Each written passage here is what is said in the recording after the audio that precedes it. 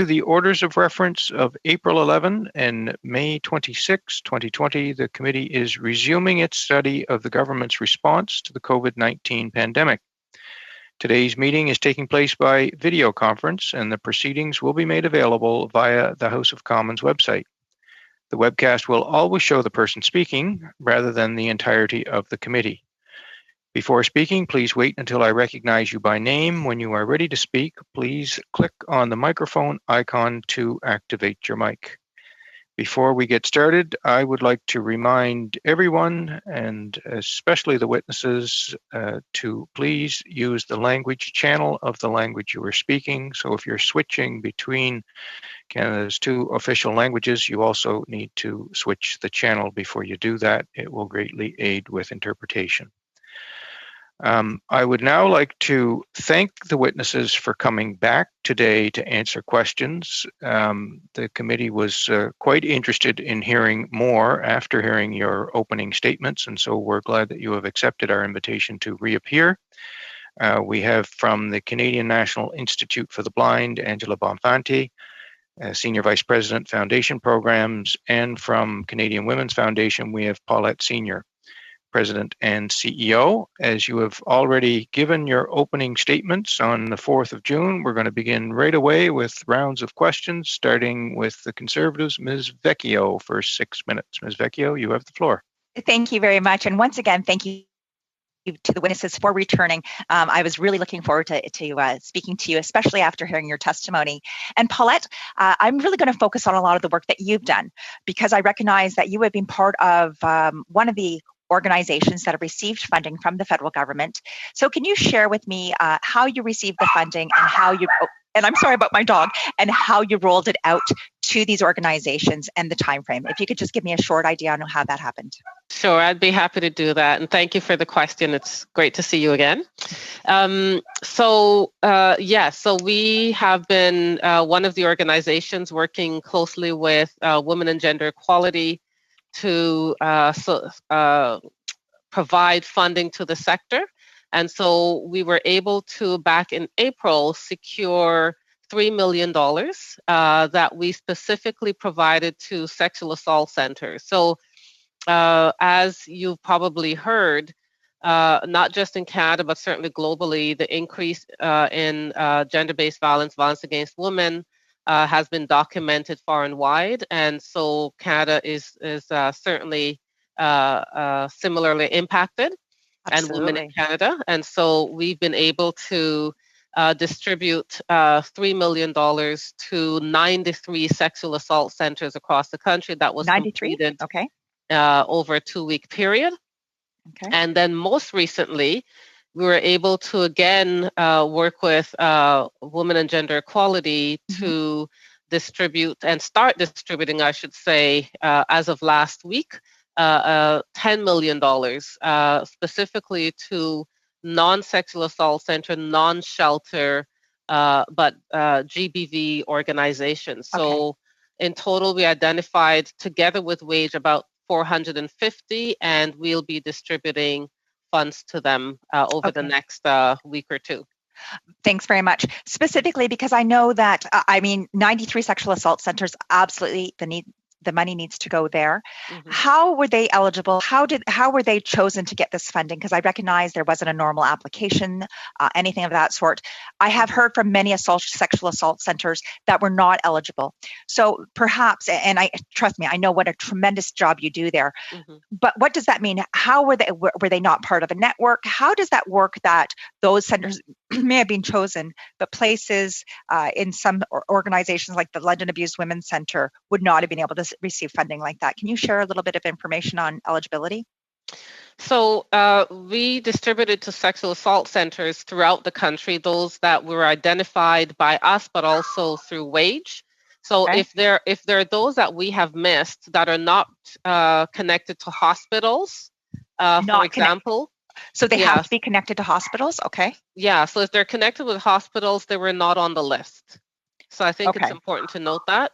Absolutely. Women's College Hospital would be a good example of that, right? So So they did not make the list. So these were standalone sexual assault centers. However, we do have a bit of contingency. So if there are those that we have missed for some reason, then we can actually turn around and make sure that they get that funding. Absolutely. And then, yeah. Yeah, so I just wanted to go on to that because, like I said, I know I've done a few different calls.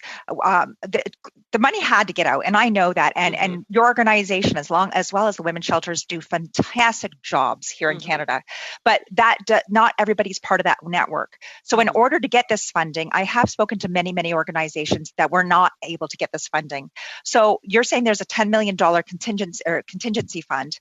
How do people apply? How do they get their names into it? Places like the London Abuse Women's Centre and places around the country, how do they now become eligible for it if they were not picked in the first place? Okay, so great question again. So we've been, first of all, let me say that shelters across the country, so gender-based or violence against women shelters would have gotten funding through the Canadian, the National Network for Women's Shelters, so Women's Shelters Canada. So that's not within our purview at this time. There was that money, and I know because there's about 500 shelters that did, 400 and some odd that did, but there's about 500 who didn't.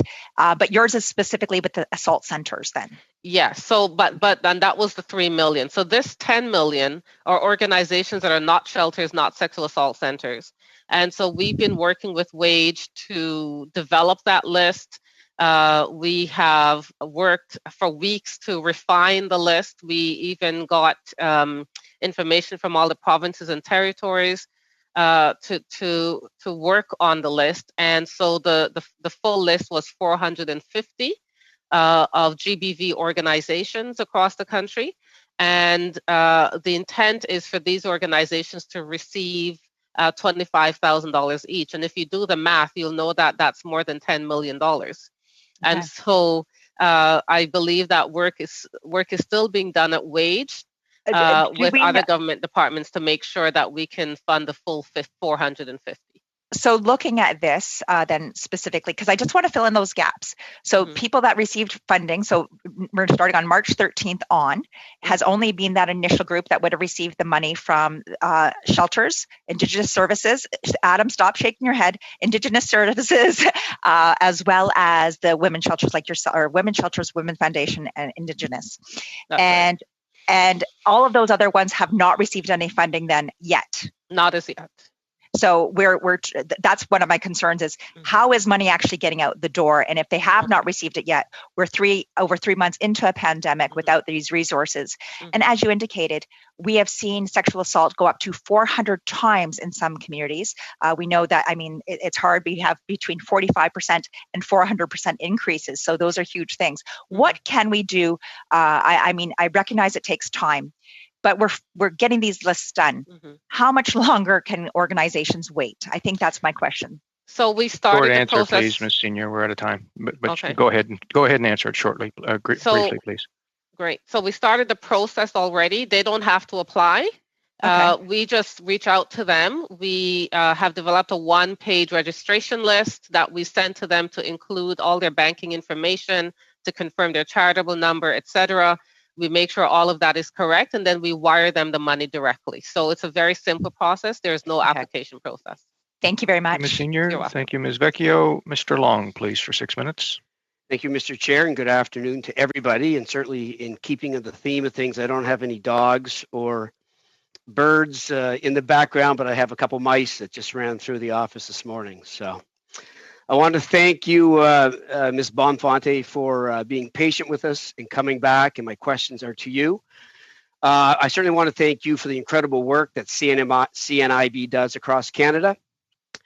Can you give me a comment on how you feel our government's proposed $600 top-up for disability tax credit certificate holders would help those the CNIB serves during this incredibly challenging time?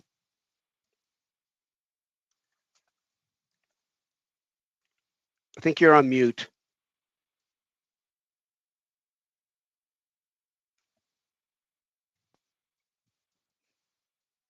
I shouldn't be now. Sorry. That's Too many options for mute.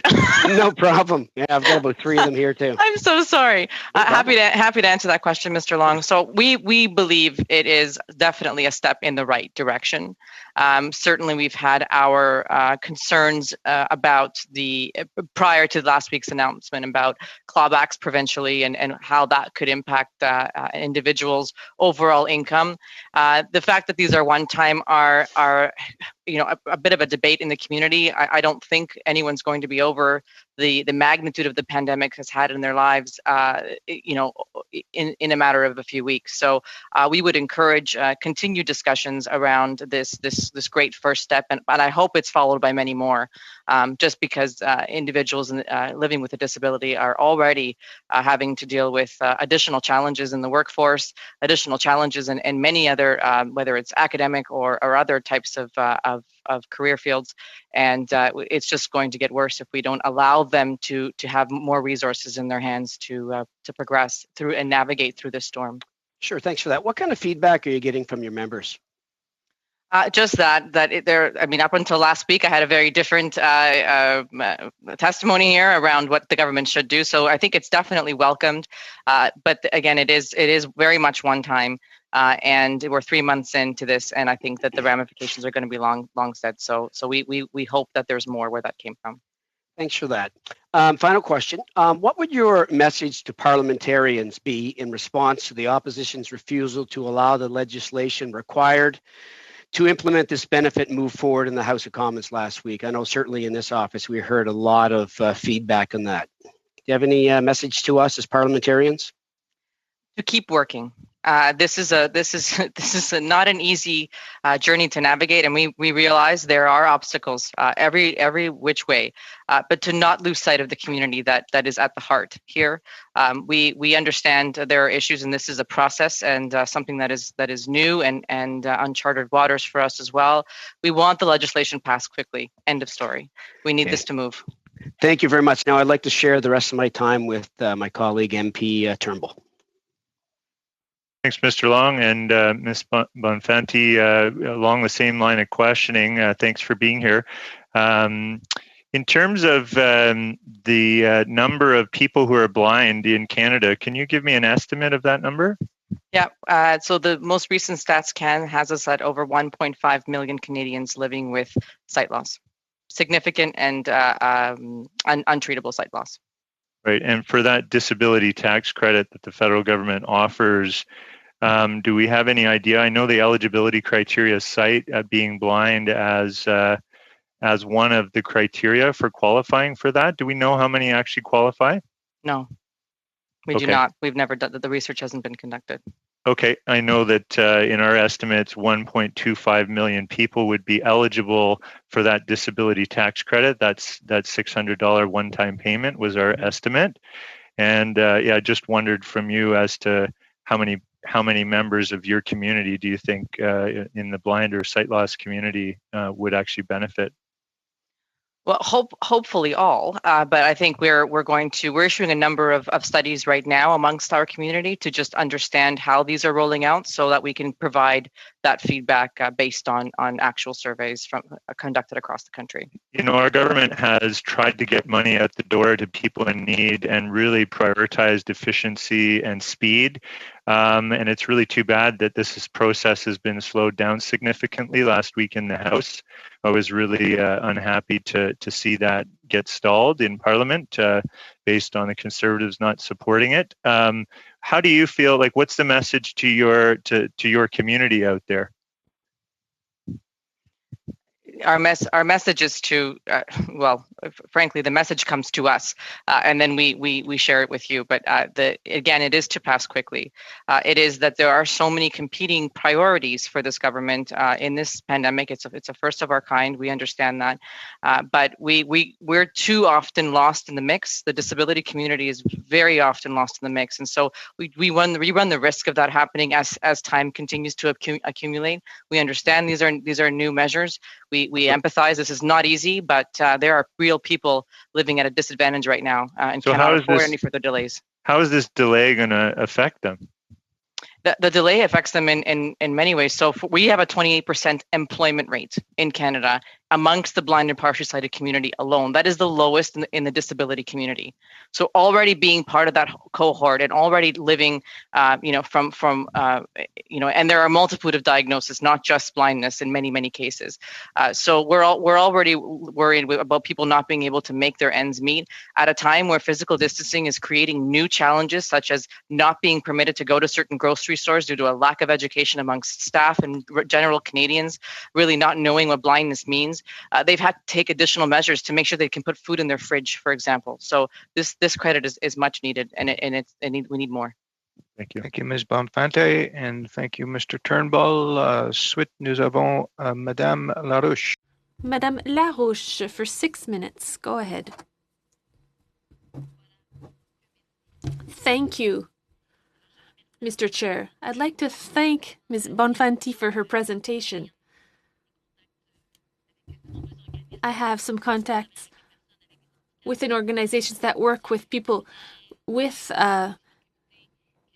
deficiencies, and I know what kind of issues they're going through right now with the pandemic, and I find it deplorable. Last week, we asked to split the bill in order to help people disabled with disabilities. So we share with you this urge to help them. That being said, the questions are for Ms. Paulette Senior of the Canadian Women's Foundation.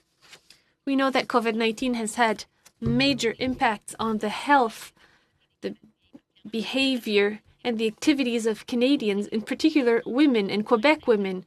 There are a lot of women who are very worried about this. According to quite a few polls, 1 out of 10 women is worried about violence within their family, and some 8% of them were even afraid of violence within their family. And in Quebec, there was an increase of 15% of calls because of confinement measures. So we know that the minister wanted to work against violence that women go through. What kind of measures, what could we expect in such an action plan?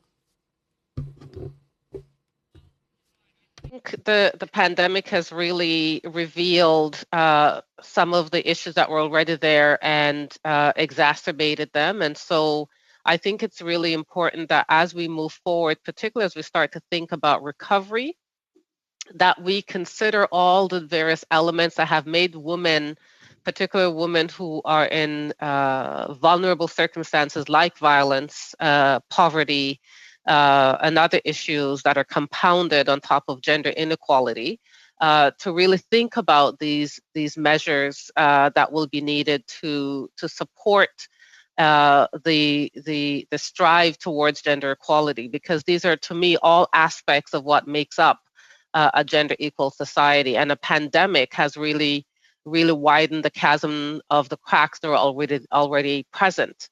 And so a national action plan to address issues of gender-based violence needs to consider all of that, and then needs to be really, I think, resourced appropriately to be able to address them, and so that we're not losing ground as we come out of the recovery. If we look at issues around women who are paid minimum wage or just above minimum wage, but certainly not a living wage, we're seeing that a lot of these women have really, during the pandemic, been providing quite a bit of what we have now accepted to be essential services. So whether they are women who are providing personal support assistance, or women who are working in our grocery stores or other areas that we've deemed to be essential, we think it's important that we consider how we are planning the recovery and how we're thinking through all of these issues that we have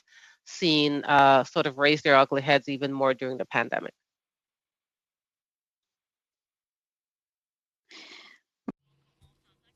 So we'll agree that giving economic power to women once again could give them the means to get out of much more difficult places and to get out of violence. That's what I hear. In response to COVID, we know that the government implemented financial measures to help families. For example, an increase in the CCB, but which is not enough to really increase women's opportunities. What could the government do to really give a position to women in the economic recovery? There's also the wage equity legislation that hasn't been implemented yet. How important is it to work on that legislation? Oh, I think it's critical, and I think it's a great question. It's critical as we look at the measures that are needed to make sure that we can finally have pay equity as an important measure in Canada.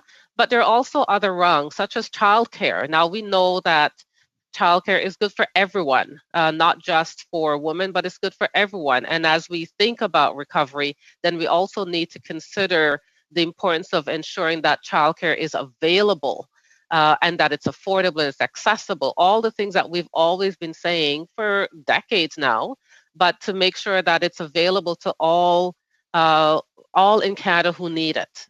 So I think it's important that we think about all the critical structural measures that need to be in place to support a healthy and strong economic recovery.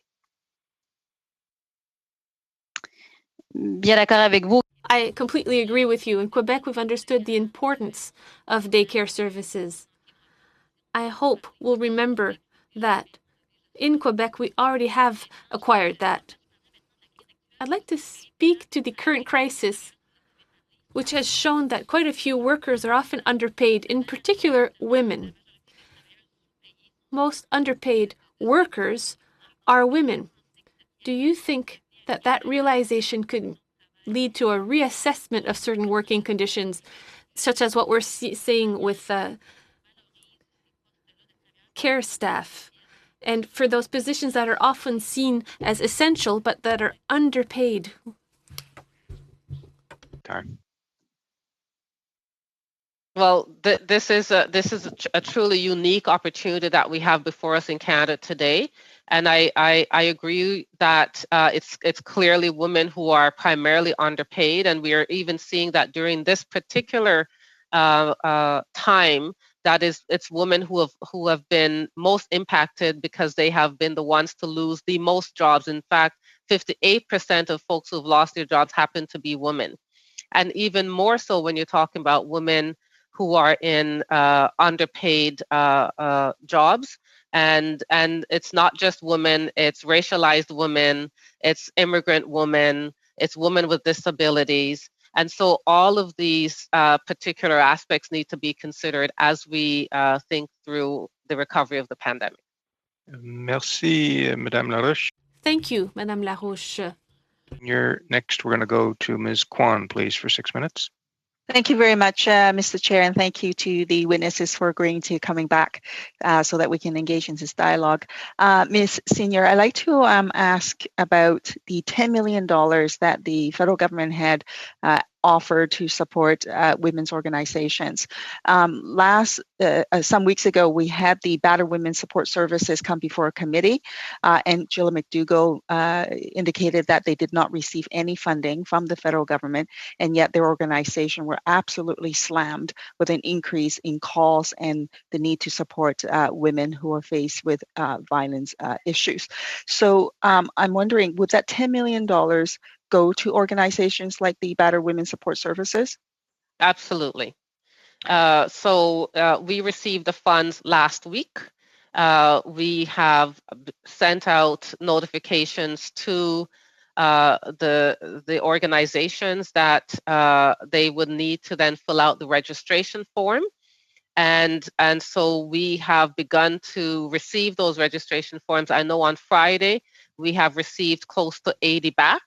And so those forms need to be completed, sent to us, and then we will subsequently be wiring the funds. So there should be very little delay in them being able to receive funds, along with hundreds of other organizations in the country. Thank you.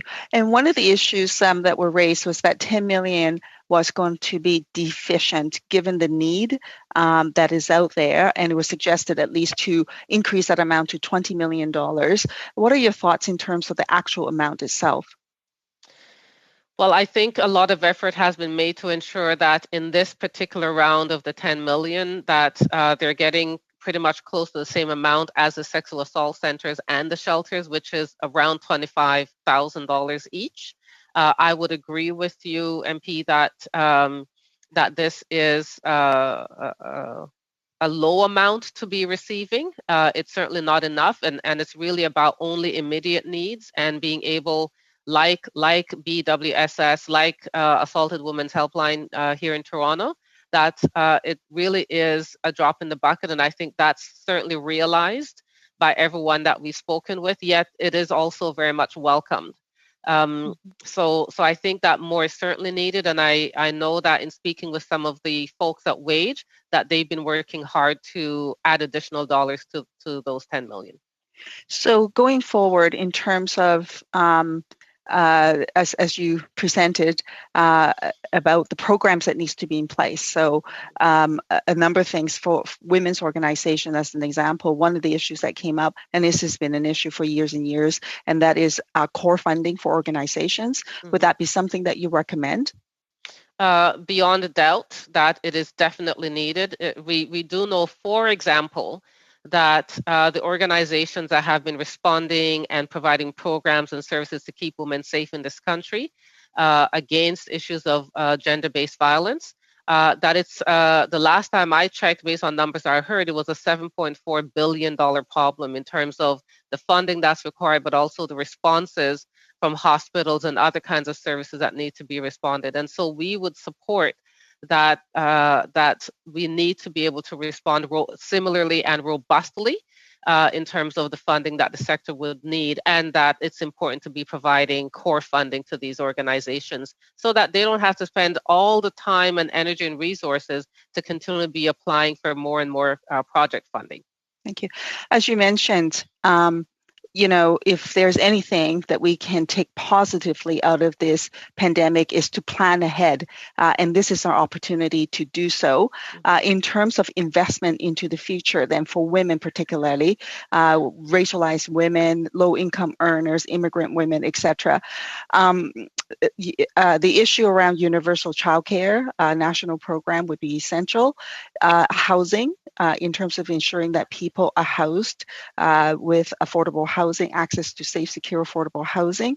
I'm also wondering, in terms of women's support, what would you say are the top 3 priorities that the government should focus in on with respect to a national stimulus program in support of women and minority women? Mm-hmm. Well, unlike 2008, the stimulus package that was provided was mainly about what I would call blue-collar jobs. So, you know, that was appropriate then, even though we still didn't get enough funding to actually respond to women's needs. The impact this time around has really been primarily on women, and particularly women who are earning under $15 an hour. And so I think it's important to look at, one, really understanding the importance of a living wage, as well as looking at what essential work is and actually paying people accordingly. Pay equity is critical as part of that. Childcare is an important rung in terms of that as well. And I would say addressing gender-based violence. Those are the 3 that I would say would be critical in that area. Would you have any? Would you support something like a universal direct payment for all? I think it's certainly worth having more conversation about to see what that would look like. You know, I'm not an economist, so I can't speak to the particular details around it, but I think it is worth having conversation, because it would ensure that the least among us are able to actually have this safe support that they would need, so that they're not left to the whims of what happens in the economy, or whether organizations are able to get enough money to provide those supports. So I think it's worth having further conversation around in terms of what would best fit our own needs in Canada. Thank you, Ms. So that Senior, guarantee income. Thank you, Ms. Kwan. Next, we're going to go to Ms. Falk, please, for 5 minutes. Thank you, Chair. And I would also like to thank our witnesses for their previous testimonies and welcome them back to the HUMA Committee.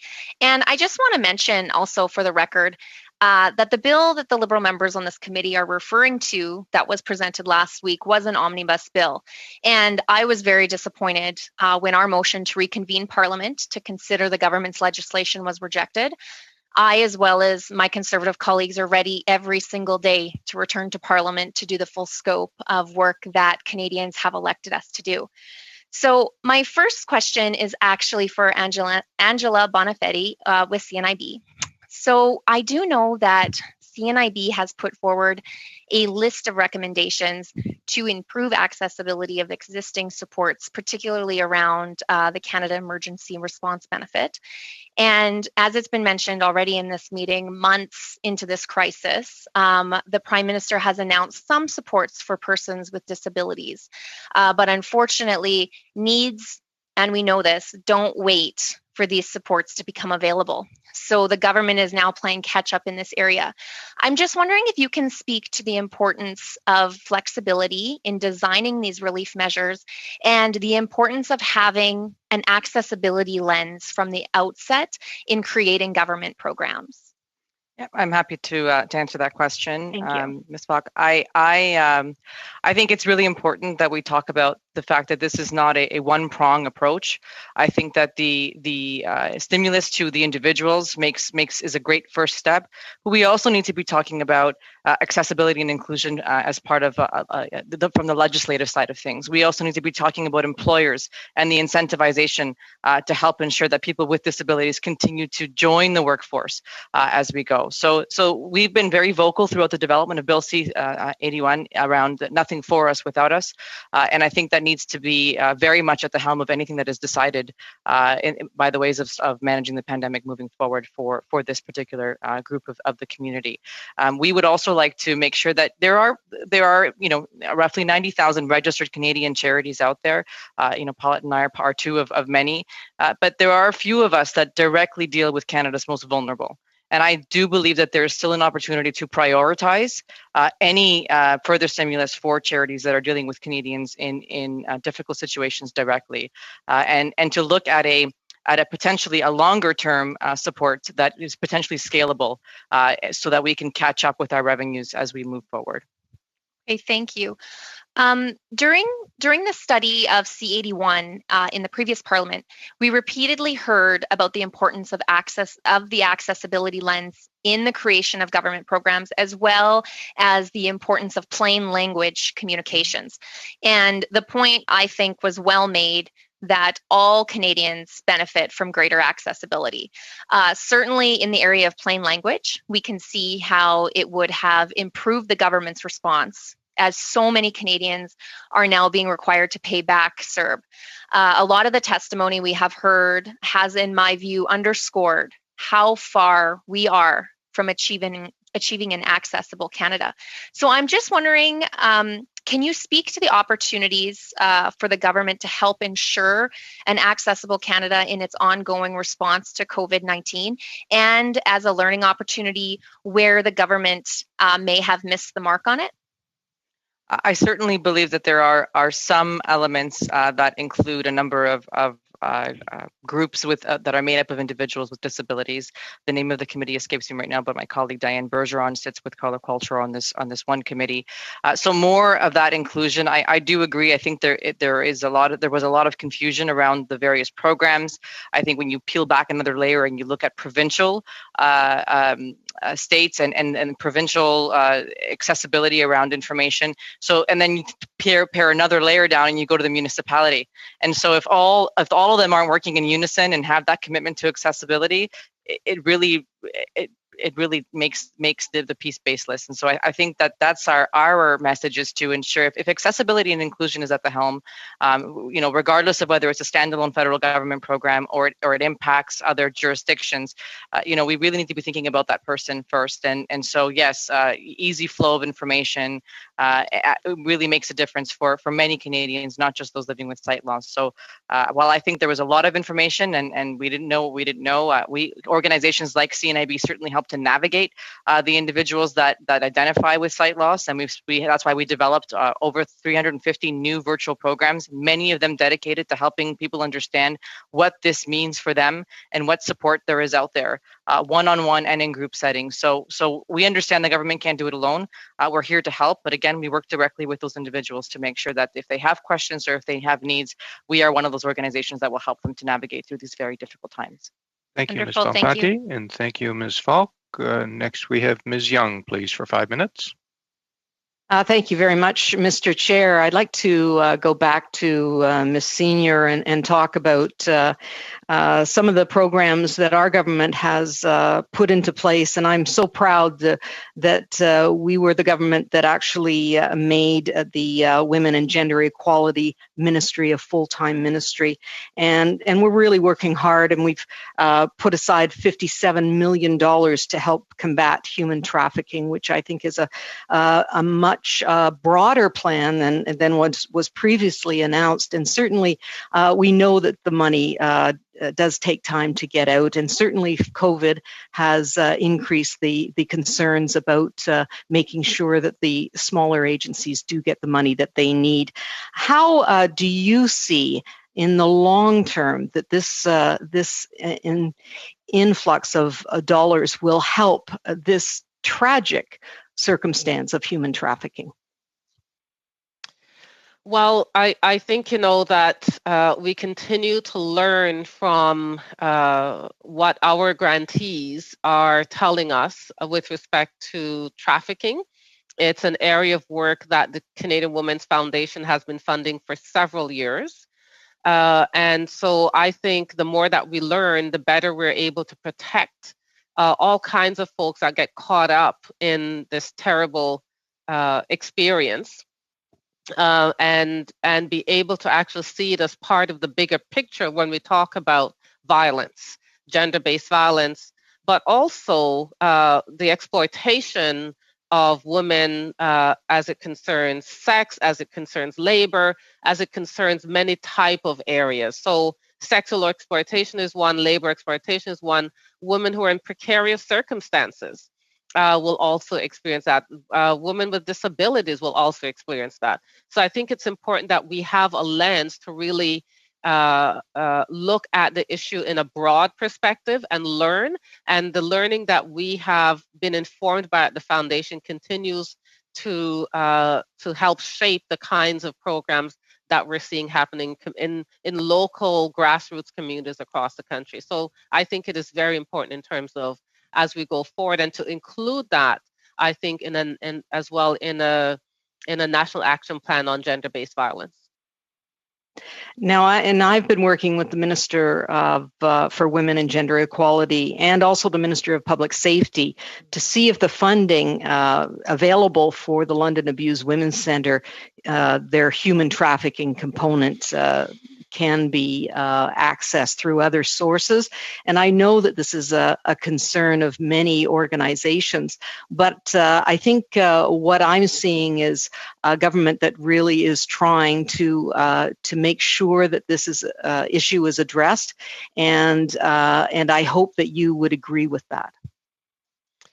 Absolutely, I would agree with that. It's important to always be addressing the issue of trafficking, which is one aspect of gender-based violence, but it's also about being able to keep women safe in their communities and children as well. So I think it's important to consider all aspects of that. And I know that that public safety has been the source of the funding. So like many other organizations that are serving folks that are victims of trafficking across the country, I think all organizations need to be supported.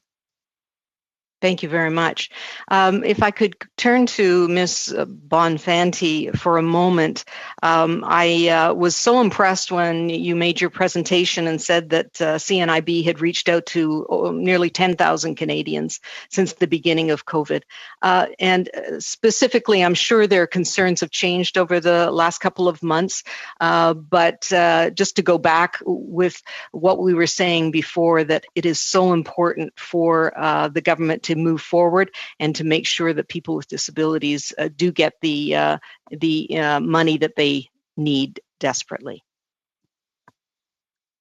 Yes, absolutely. I'm sorry. If there was a question you wanted me to answer specifically, but I would absolutely agree. So we're at 10,000 calls are about to be completed. These are unique calls. They are conversations. They're not attempts. We've got tens of thousands more attempts.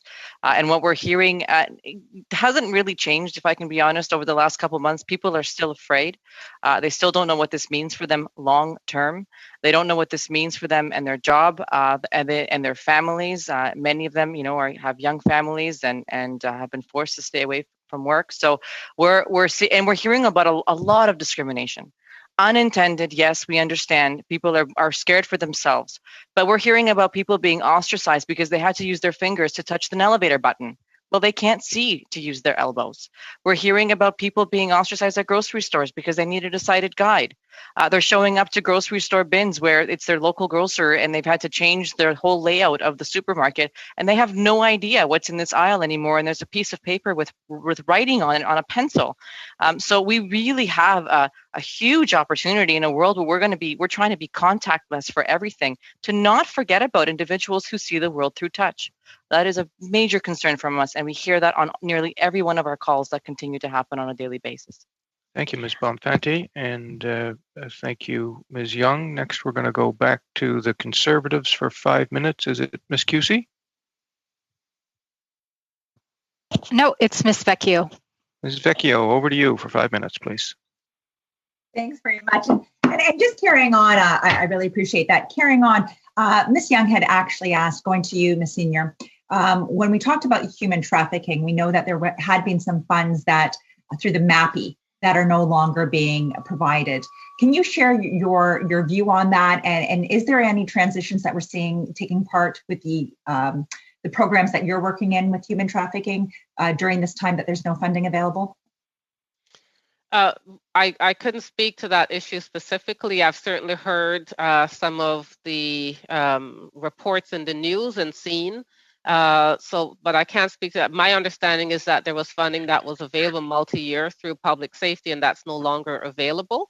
And so, I understand when contracts end that it could be a problem, and I think it's possibly even, perhaps it's heightened even now during the pandemic. It's difficult to say. We, as I said earlier, we fund a number of organizations across the country that provide funding to organizations that do work along with other things they do in trafficking.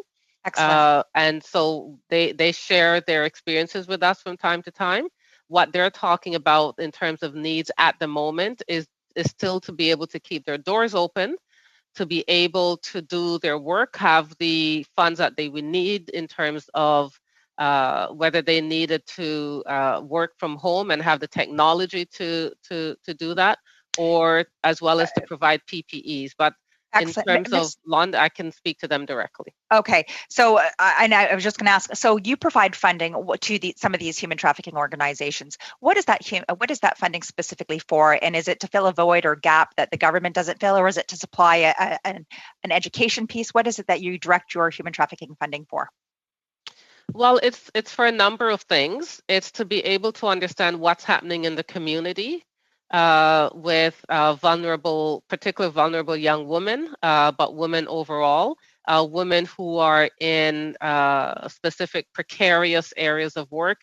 They could also have some precarities around their immigration status, etc. So it's a number of different kinds of folks that they're working with, and to be able to understand what their specific vulnerabilities are and how that differs across the spectrum is also important, because then it informs the kind of funding that we continue to do. Okay. So just looking at that, so you're funding, you're giving it to some of these organizations. Is it across the country, or are they specific? Where do you give your funding to? It's different organizations across the country. A good example would be YWCA in Halifax, where they do a community-based program. They have a number of partners that they work with, and they also meet together to share some of their evaluation results. They certainly do share their work as well with each other, and then we get the reports that they share with us that then continues to inform our work. And have you seen any of the reports regarding domestic violence during this pandemic, as well as human trafficking during this pandemic? Have you had those? Have you had that lens of those last 3 months? We have certainly surveyed a number of our grantees who have told us around some of this information as well. So some of them have reported at some of them even up to 400% increase in terms of calls. Some of them have talked about having to change their practices, the increased cost in terms of cleaning and PPEs that they will need that they wouldn't have had in their budgets. The cost of the technologies, as I said, in terms of some of them being able to work from home, or even the extraordinary costs that they would have in terms of practicing safe practices in the shelter around isolating folks who may actually have contracted the virus, and how they would work with that. So some have been extraordinary as well. That's wonderful to hear. If you were to say, what should the top 3 priorities of this government be when it comes to dealing with women in this pandemic? What should the top 3 priorities be for looking at this specific issue? Well, clearly gender-based violence has to be at the top of the list, and both in terms of response, but also recovery, that context. So gender-based violence, being able to ensure that as the economy starts to reopen and employers call back their employees, that there's childcare that's simultaneously available. As we know, schools have been closed and they won't be open back up, at least in Ontario, until September. So it's important that, and then some camps are closed. So what's going to be the solution to ensure women can go back to work? And then I would say being able to address issues around pay equity. A lot of women have lost their jobs, and particularly women in low-paying jobs. So addressing issues around pay equity, but ensuring that their pay commensurates with the kind of work that they're doing that we know is already essential to our full functioning healthy society. Okay. Thank you, Ms. Senior. And Thank Ms. you very much. Vecchio, over to Mr. Vaughn, please, for 5 minutes. Thanks very much. And to Ms. Senior, a couple of questions. You detailed some of the lists of federal expenditures, but not included in that was the $6 million transfer to Quebec under the Quebec-Canada VAW agreement, and also not included was the Indigenous transfer as well. Your organization didn't manage those funds, did they? No, we didn't. That was done separately. Right. And then the additional dollars that went through the homeless shelter system, which also supported violence against women when it's not a domestic partner, but rather it's public violence or non-intimate public violence, those dollars also weren't handled by your department. Is that right? No, they weren't, but I do sit on one of the committees that's helping to determine how those dollars are spent. Right, because we need to increase services to women through the homeless sector as we move forward with doubling the funding. Yes. The other question I have for you is the support that was afforded to the nonprofit and charitable sector, the $350 million that was sent through Red Cross, United Way, Centraide in Quebec, and community foundations. Those dollars are also available, in particular, to organizations that served more marginalized communities within the women's movement, around supporting housing needs as well as nutritional needs, as well as frontline services to check in on people who are vulnerable. Your organization provided advice on that, but you're not handling that $350 million either, are you? No, we're not. But we do work closely with Canadian Community Foundations of Canada in terms of advising on that as well. And but I think it's also important to say that organizations that receive either funds through the sexual assault pot or the shelter pot or even this 10 million are eligible to also apply for the 350 million. Right. And we have heard repeatedly that we need to hand over money to the provinces. For example, the $14 billion we pledged last week, which also can include services for women who need support during this time. We've been told to hand those dollars over with no rules or regulations that govern provinces, just to hand the dollars over and let the provinces fall where they may. You're in Ontario, and you recognize that the Conservative government in Ontario last year cut $17 million from the violence against women shelter system. They cut $1 million from the Rape Crisis Center, and they've undermined public health work in this area. If we hand dollars over to provinces, should there be rules and regulations on how those dollars are spent to make sure that dollars that are aimed at increasing services for women actually are added to the pool as opposed to displaced provincial funding? Mm-hmm. Well, that would certainly be a concern. One of the things that we have said to the federal government and they have been focusing on is the importance of ensuring that all funding goes through a gender-based analysis plus intersectional review to ensure that we're actually providing those funds equitably across the board. And so that would be an important aspect to include in any sort of transfer of funds. And even if the funds aren't being transferred, if it's being handled by the feds, that's always done. So I think that's an important learning that we've all taken from the past that should certainly be carried on in the future. There's, of course, a concern in a place like Manitoba where new dollars arrive for the social service sector, in particular around violence against women, in particular around the homeless. And during the pandemic, the Conservative government in Manitoba actually cut funding to frontline services as a way of balancing the budget in advance of supporting people in vulnerable places. That kind of transfer cannot be made without conditions from now on if we're going to support women and grow services for women rather than just simply change who's funding the programs. Mm-hmm.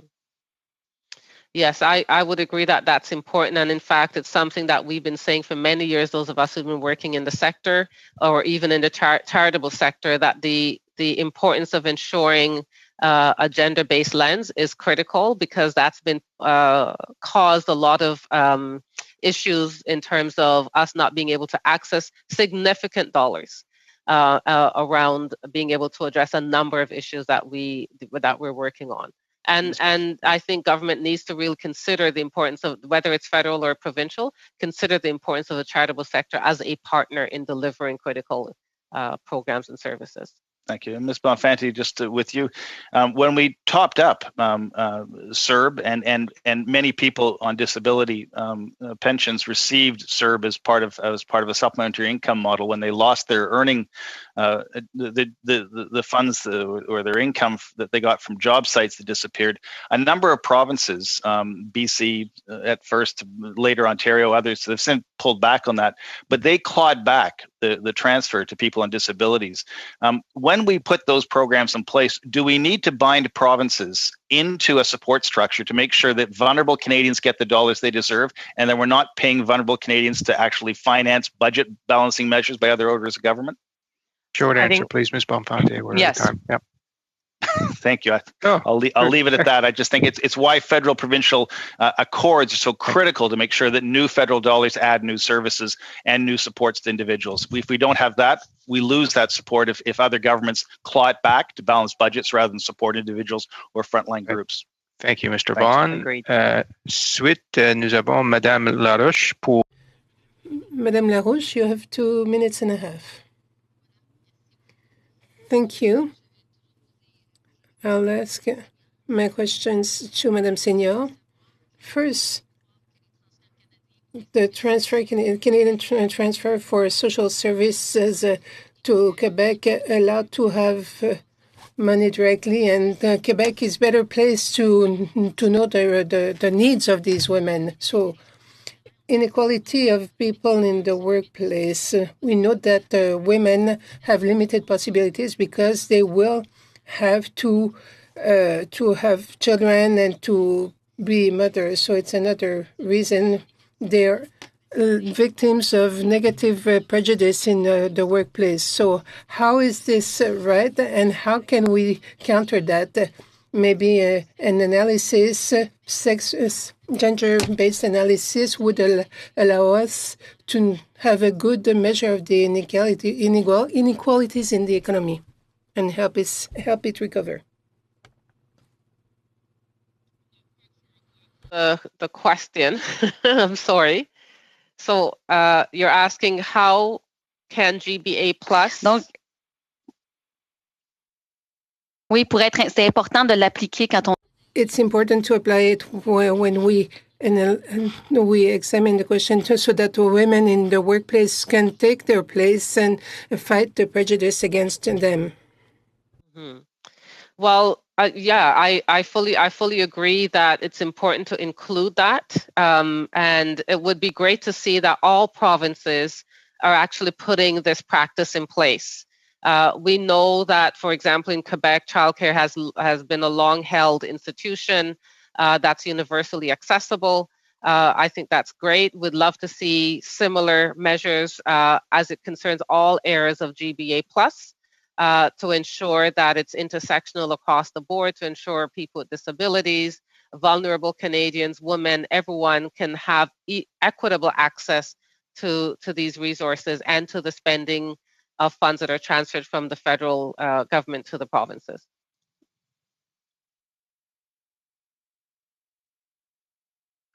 Vraiment, donc de pouvoir permettre de mesurer les inégalités. So to measure inequalities and that the government apply in every answer to the economy, the GBA plus, it's important to measure the various inequalities.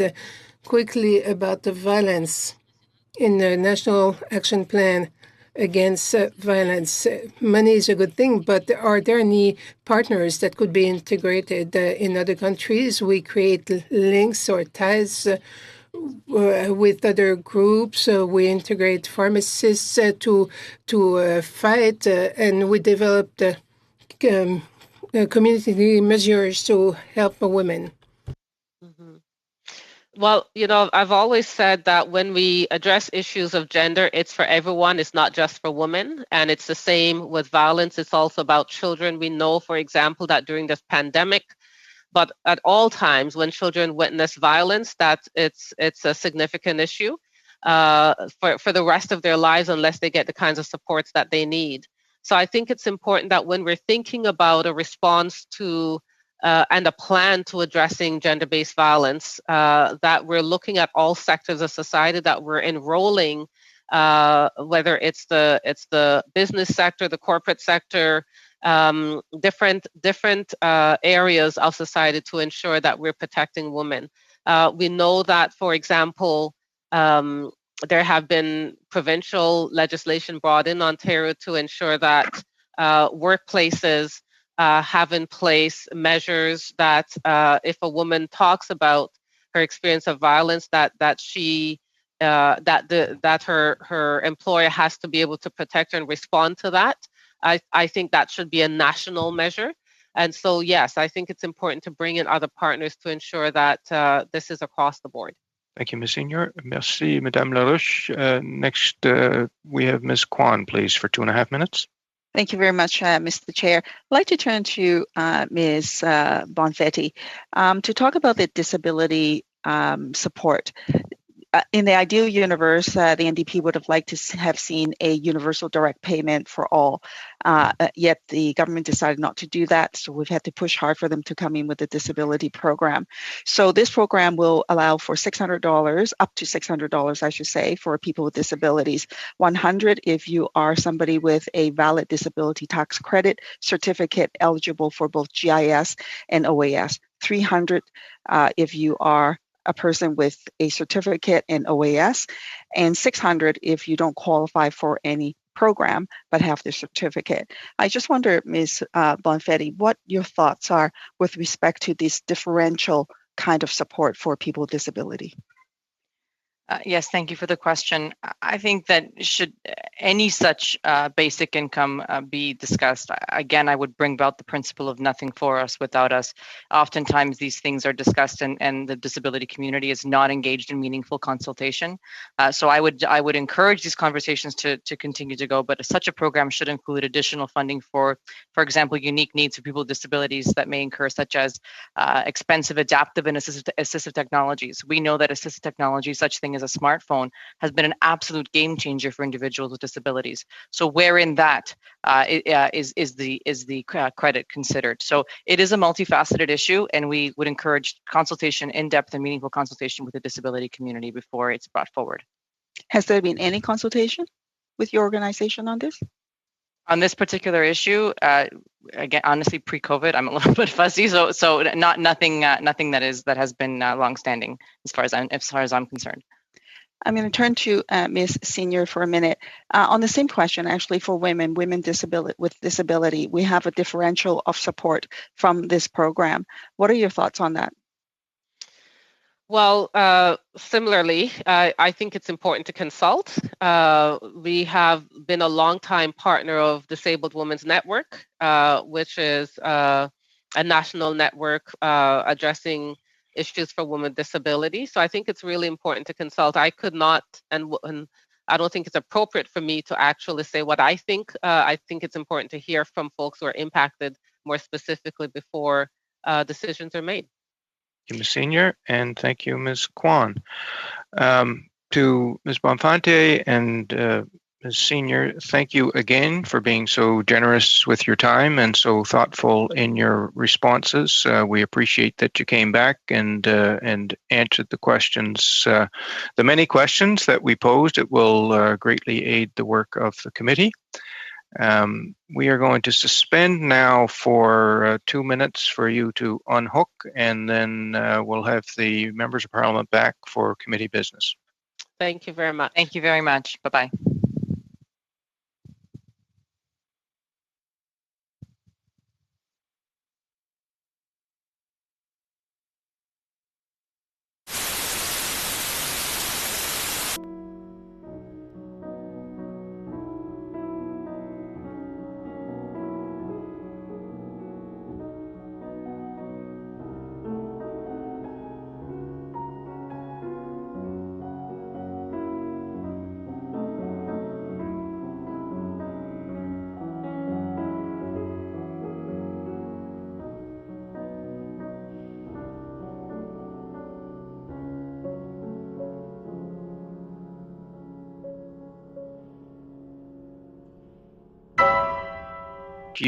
If you want the floor, to please use the raise hand function at the bottom of your screen. And if I may be so bold as to suggest that perhaps we start with the report from the subcommittee on agenda, which circulated its recommendations electronically, I believe, earlier today.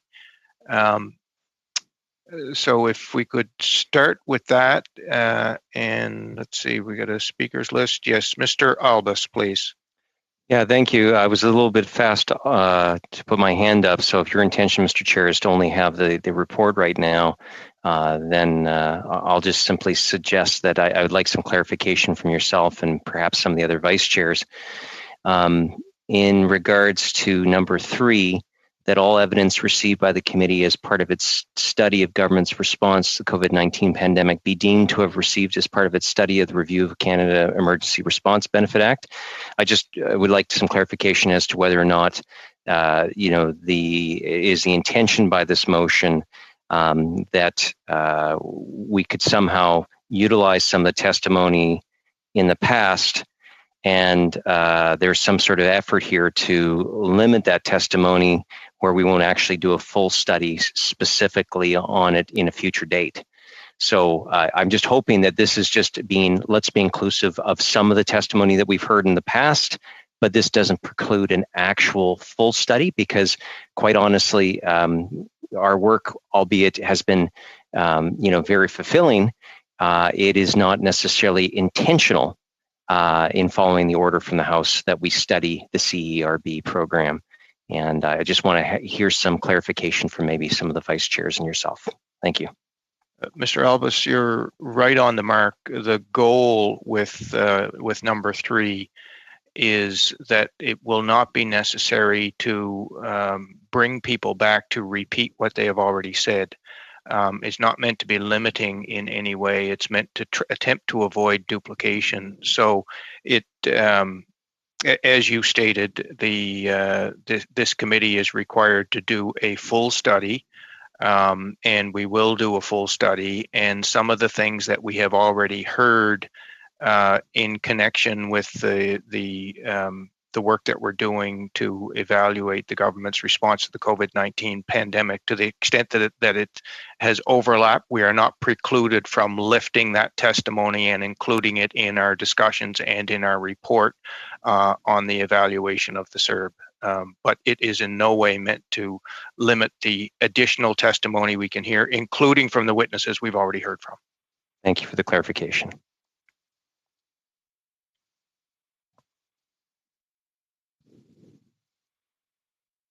Madame Chabot, s'il vous plaît. Ms. Chabot, go ahead. Yes, Mr. Chair. It'll be short and sweet. Your interpretation of item 3 was the same. It's clear to me that our study on COVID-19 and the report on CERB must allow us to continue to receive testimonies. Thank you, Ms. Chabot. Oh, yeah. Thank you, Mr. Chair. Yeah, just to clarify further to Mr. Alvis's point, I mentioned that during our subcommittee meeting that myself as well as some other members of the subcommittee had some concerns about the report being inclusive of the entirety of the program as well as the effects of it, and that therefore we did not feel comfortable proceeding with a report in its entirety at its time, given that we don't know, even based upon the announcement by the Prime Minister this morning, that it's very possible the CERB will be extended even further. And as well as mentioned within the testimony today, the consequences of those who have taken it, who are not entitled to it. You know, really, we are not in a position to do an entire evaluation of it as of yet.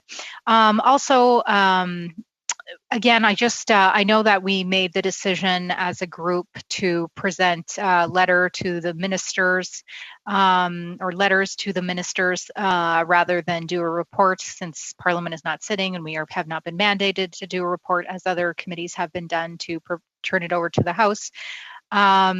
Just that, you know, as we continue to work through the process of the letters, just if we can be particular in prescribing that process, because we're just slightly concerned that our time in creating the letters, reviewing the letters, although we believe there should be oversight of the entire committee, does not take so much time as to take away from the long list of witnesses that we have. Thank you. Thank you, Ms. Cusey. Ms. Kwan, please. Thank you, Mr. Chair. Yes, just to confirm also from my perspective, we thought it was important to continue the work and to, given that we have a long list of witnesses who have yet to appear before our committee. In terms of an interim sort of reporting out, the suggestion was to have perhaps a letter with recommendations to the ministers with respect to the response to COVID, and that would be an approach that that the subcommittee actually agreed to, and then of course when we complete the entire study in due course, then we would be in the position to write a full report. Thank you, Ms. Kwan. Is there any further discussion on the report of the subcommittee? Seeing none, is there anyone who cares to propose a motion to adopt the report of the subcommittee?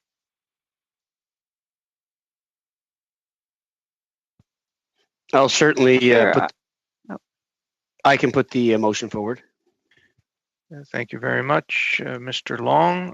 Is there any? So I take it there's no further discussion. The motion is to accept the report of the subcommittee. Madam Clerk, could I ask you to conduct a vote? Absolutely. I have Mr. Dong. Ms. Cusey, did you have are you in the queue for the next item, or did you have something else on this? Yeah, I was just hoping, or I was wondering how the subcommittee report would reflect just let me just read the comment again, or number 3 again, that all evidence received by the committee as a part of the study response be deemed to have been received as part of its study. Is there a few? Okay, so to me, number 3 speaks to the concerns that I believe both Ms. Kwan, and she can disagree with me if I'm speaking inappropriately or inaccurately for her, myself had, that it's part of the study of the government's response and part of the study to review the Emergency Response Benefit Act, but does not indicate anything about everything we have received as being completely inclusive and conclusive to the study. So I think that's fine. Sorry, I just wanted to review that before we vote. Sorry, Mr. Chair. Thank you.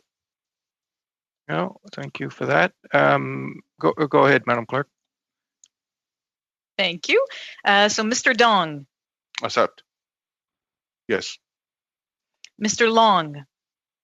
Yes. Mr. Turnbull. Yes. Mr. Vaughn. Yes. Miss Young. Yes. Mr. Albus. Yes. Miss Falk. Yes. Miss Cusey. Yes. Miss Vecchio.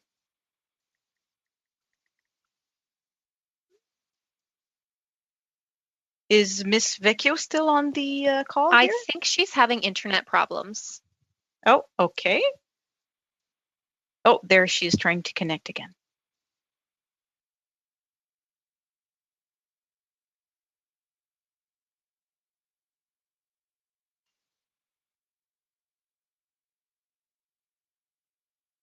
Okay, maybe I'll just move on to Madame Chabot.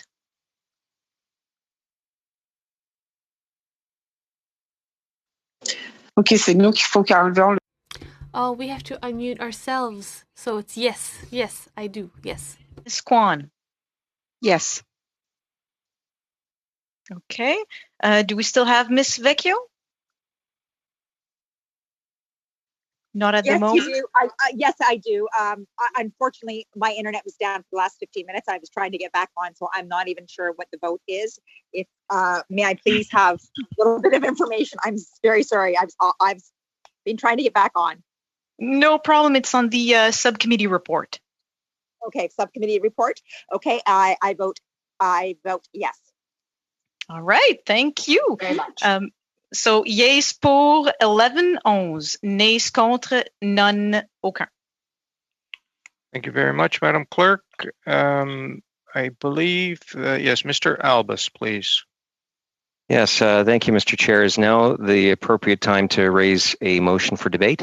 It certainly is. Okay, I would further to my notice of motion on Thursday, June the 4th of this year, that the committee conduct a study of the Canada Summer Jobs Program, that all aspects of the program operation in 2020 be examined with comparison to previous years, that riding by riding data be examined from the government as it relates to the program, that any other aspect of the program that the committee deems necessary be studied, that the witnesses include the Minister of Employment, Workforce Development and Disability Inclusion, Employment and Social Development Canada staff, and other witnesses the committee deems necessary, and that this study be completed by September 21st, 2020, that the committee present its findings to the House, and that pursuant to Standing Order 109, a comprehensive response be requested from the government.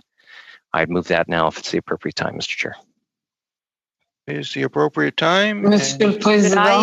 Could I make a friendly amendment? And your motion is in order. If there are people who wish to speak on the motion, could I ask them to use the raise hand function? Monsieur le Président. Mr. Chair, I just want to specify something, Madam Chabot. I think that it talks about summer jobs, Canada Summer Jobs Program, because I just want to make sure I heard something about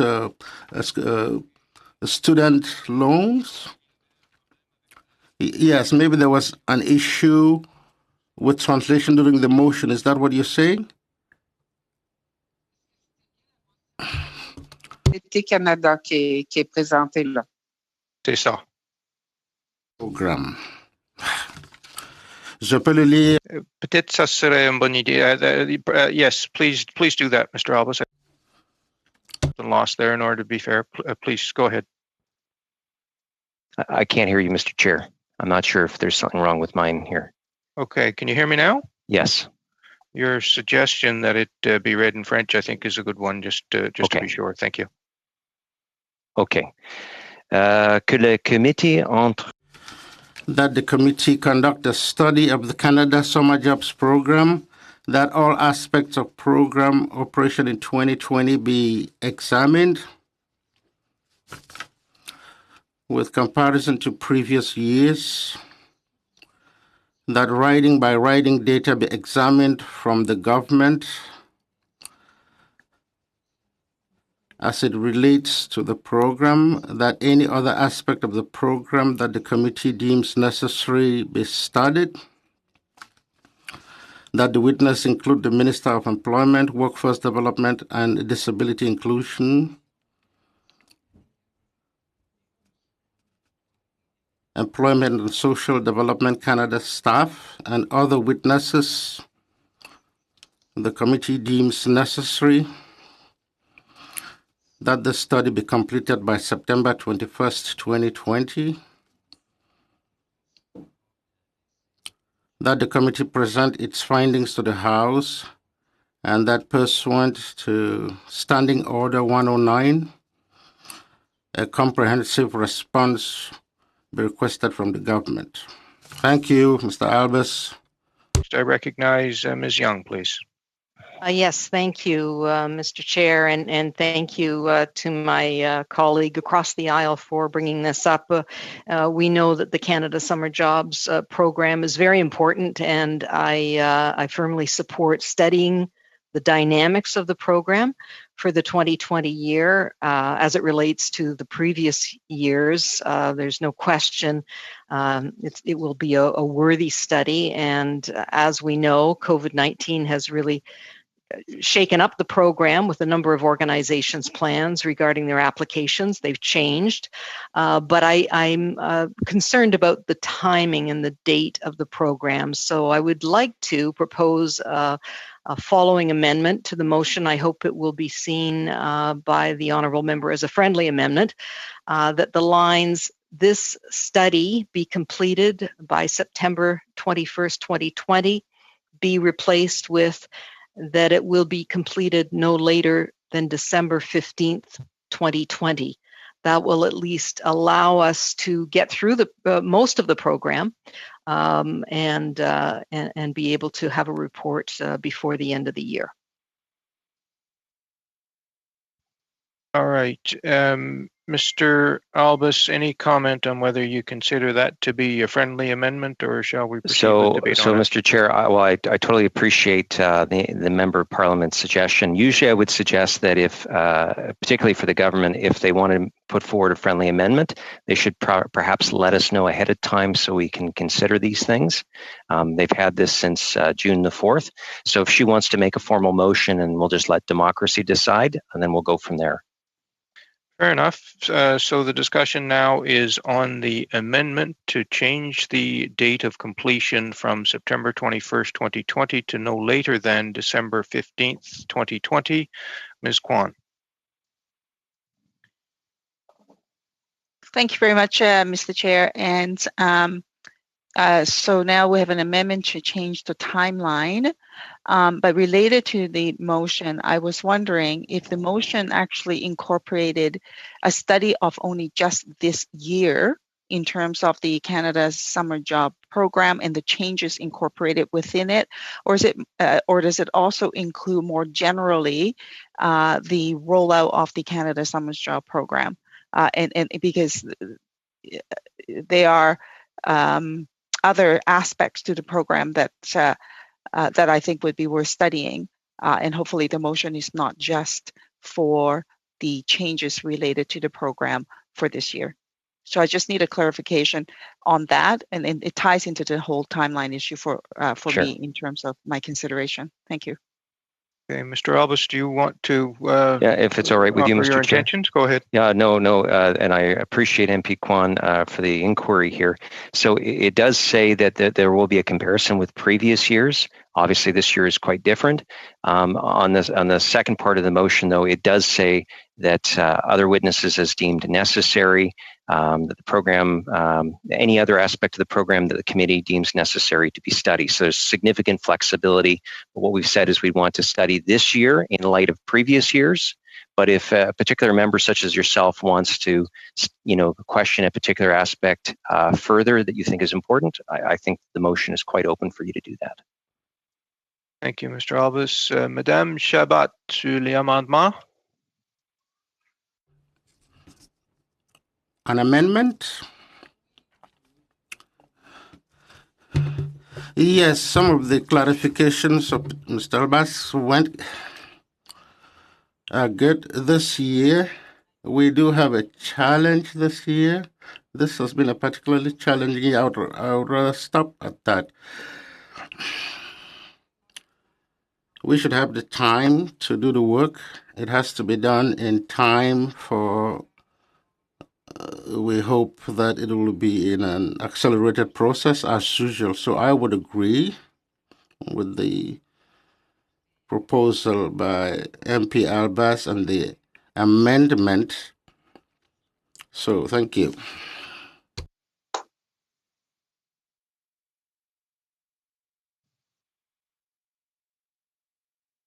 Ms. Kwan, you have the floor. Thank you. Just sorry, one other follow-up question. Perhaps Mr. Albus can advise how many meetings does he envision would be required for this study? Mr. Albus?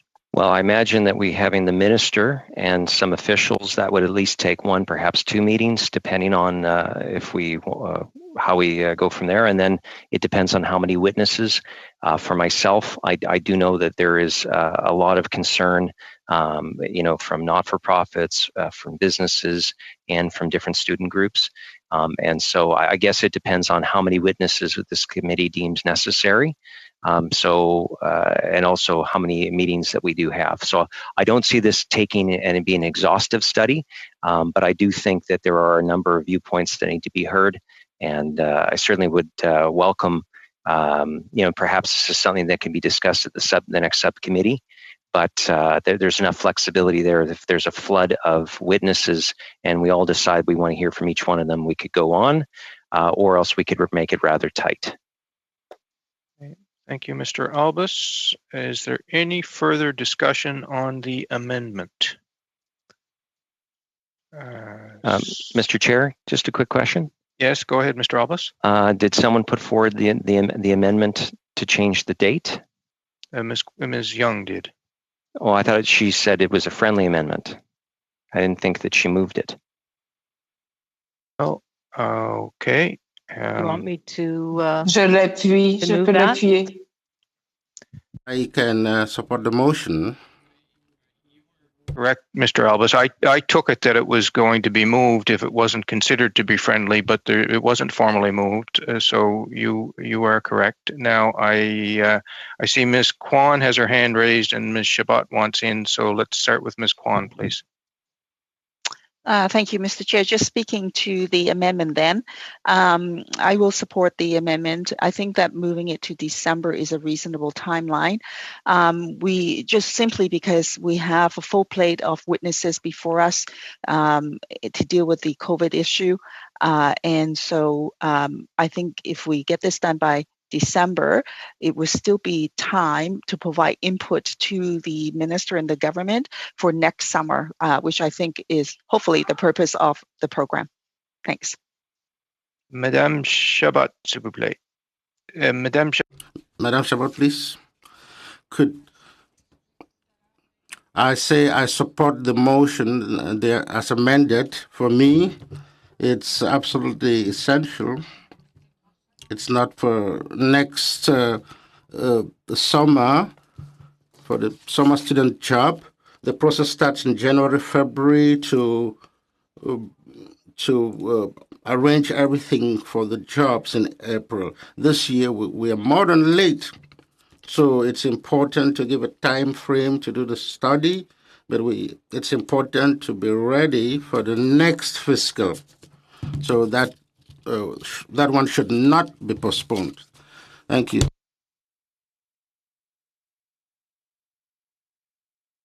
So sorry, Mr. Chair, I'm not sure if you called on me. I just wanted to I make had my sure. hand up. Yeah. Okay, yeah, sorry. You're next, Ms. Young. Mr. Albus, go ahead. Yeah, so Mr. Chair, I would put forward an amendment simplifying to change my own motion from September 21st to October 31st, just to give a little bit more time and flexibility to committee members. Perhaps that will receive support. Okay, so we now have, I'm going to look to the clerk here. Is Mr. Albus able to amend his own motion? So normally not. It would require another member moving another motion. Point of order, Mr. Chair. Mr. Housefather, on a point of order. Yes, Mr. Chair. I believe that Ms. Young had put forward an amendment that was on the floor. I don't believe that amendment, I mean, the clerk has just clarified it, but I don't believe that amendment can be amended then by Mr. Albus to change the date back to another date. Right now, there's a date certain in Mr. Albus's motion. There's a date certain to change it when Ms. Young's amendment, and I think that that is not changeable again to another date by Mr. Albus. Thank you, Mr. Chair. Just on a point of order. Let me. Well, if you're speaking on that one, I was ready to rule on it, but go ahead, Mr. Albus. No, I would simply say that it was gracious that MP Young had offered a friendly amendment, which I declined. She did not put forward a motion. So if it's ruled ineligible for me to put forward a motion, I would just simply ask members, from my, for one of my other colleagues to put forward the same motion, because obviously we want to get on this right away, but I do understand that some members want to push it back a little bit, but I think December's too far. Okay, thank you, Mr. Albus. Here's where we are. Mr. Albus is correct that a friendly amendment was proposed, but a formal amendment was not made. Mr. Albus attempted to put forward an amendment, but can't amend his own motion. So where we are now is we have the main motion and only the main motion, and we have Ms. Young on the speaker's list. Ms. Young, you have the floor. And I'd like to put forward a motion to change the date of the completion of the study so that it would read, this study be completed no later than December 15th, 2020. Thank you, Ms. Young. Now the amendment has been moved and the debate is on the amendment, and Ms. Vecchio has her hand up. Thanks very much. And I'm not sure if we can amend a sub-amendment. I should know that as a chair.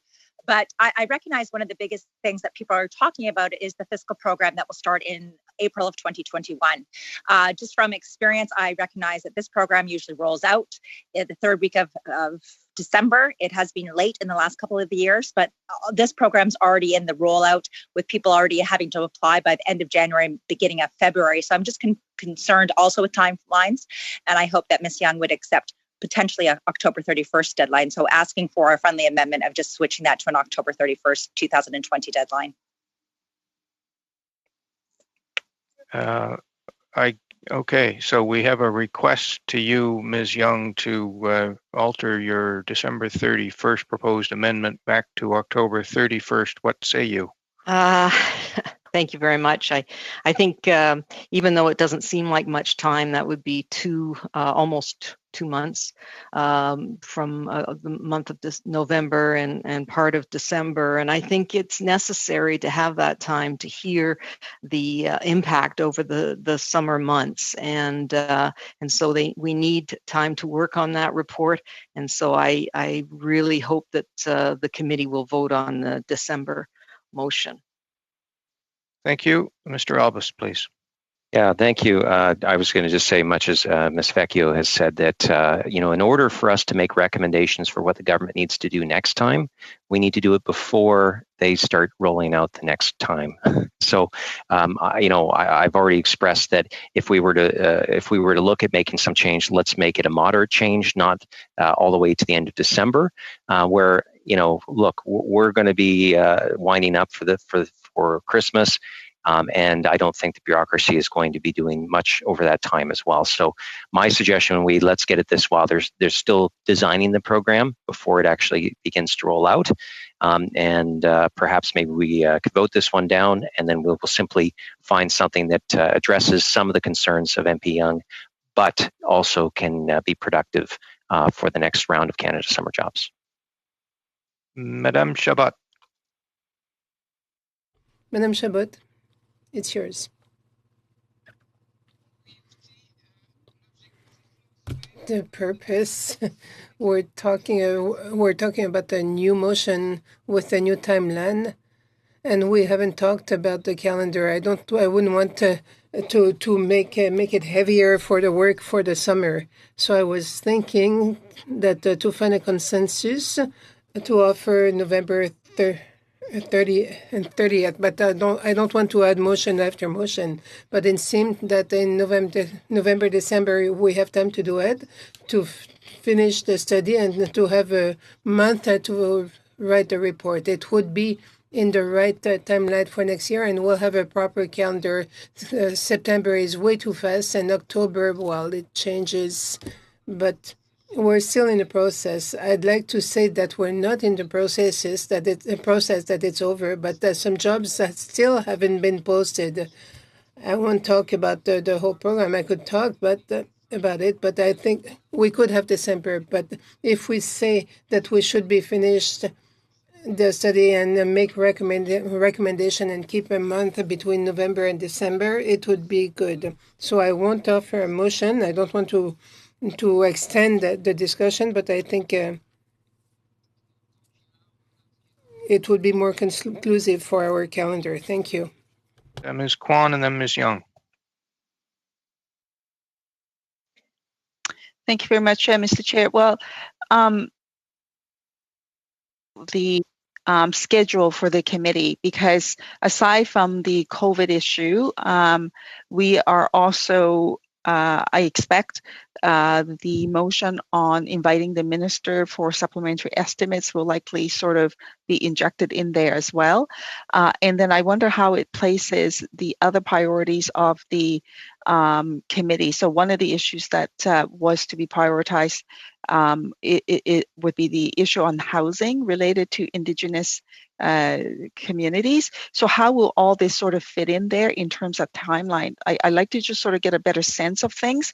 If we make it October, would we then, just by virtue of that, it's now making a decision of what our schedule would look like without really considering what the items that we should be considering on the whole. I support a study for the Canada Summer's Job Program. I have some issues with it, and I would love to get a study in there so that we can find ways to improve that. But if we do it by October, would that displace all the other stuff? I just want to be able to make an informed decision in terms of what the priorities are. With that being said, I also like to ask the analyst a question with respect to timeline. The idea, I think, is to get this study completed, recommendations submitted to the minister for consideration for next year's program. It's too late for this year, so before next year's program. What is the timeline in terms of us needing then to complete that that study in order to fit that timeline? So that's a question to the analyst. Please go ahead. Yes. Yeah. Marianne, go ahead. Thank you for the question. So, so depending on the timeline, it could be very challenging because not only would we want to hear from the correct number of witnesses, so it would be good if you could establish how many meetings you would like at the outset to have. But then we would also need time to draft the report. The committee would need to, it would then need to be translated in both official, so it would be available in both official languages, and then the committee would then also have to consider the report. So that process can take up to just the drafting and translation and report consideration can take up to 4 weeks. Ms. Young, please. I just wanted to make sure that we all were aware that the program won't actually end till February 2021. and because we've extended it. So I, at first, when I saw the motion, I thought we should extend this study until after it is over. But I understand that we want to get some information before the next program is rolled out. So December 15th, I think, is a date that is realistic, both from the analyst's perspective and making sure that we get the people in that we want to hear from. It's an important study. Canada Summer Jobs is important to all of us as MPs, and I certainly think having the report end on December 15th is the right time. And I hope everyone agrees. Thank you. Thank you, Ms. Young. We're going to go to Mr. Dong and then Mr. Vaughn. Mr. Dong? Thank you, Chair. And I was going to say something similar to what Ms. Young just said. The end of the program is in February, and obviously we want this report to have some impact in the next year's program design. So I understand that it has to be done perhaps before February. At the same time, I've heard from my community that a lot of organizations that applied and got approved also have to deal with COVID-19 and all the details that they have to, all the changes they have to bring forward to their original application to make sure social distancing is practiced. And they're waiting. Some of them are waiting for further direction from the provincial government. So my point is that I see a lot of programs, a lot of projects won't be completed if we just move to the end of October as the date to complete this report. So I think it makes a lot of sense for us to have this report completed by mid-December. That way we can include more evidence from those that actually carry out this project or this program for us. Thank you. Thank you, Mr. Dong. Mr. Vaughn, please.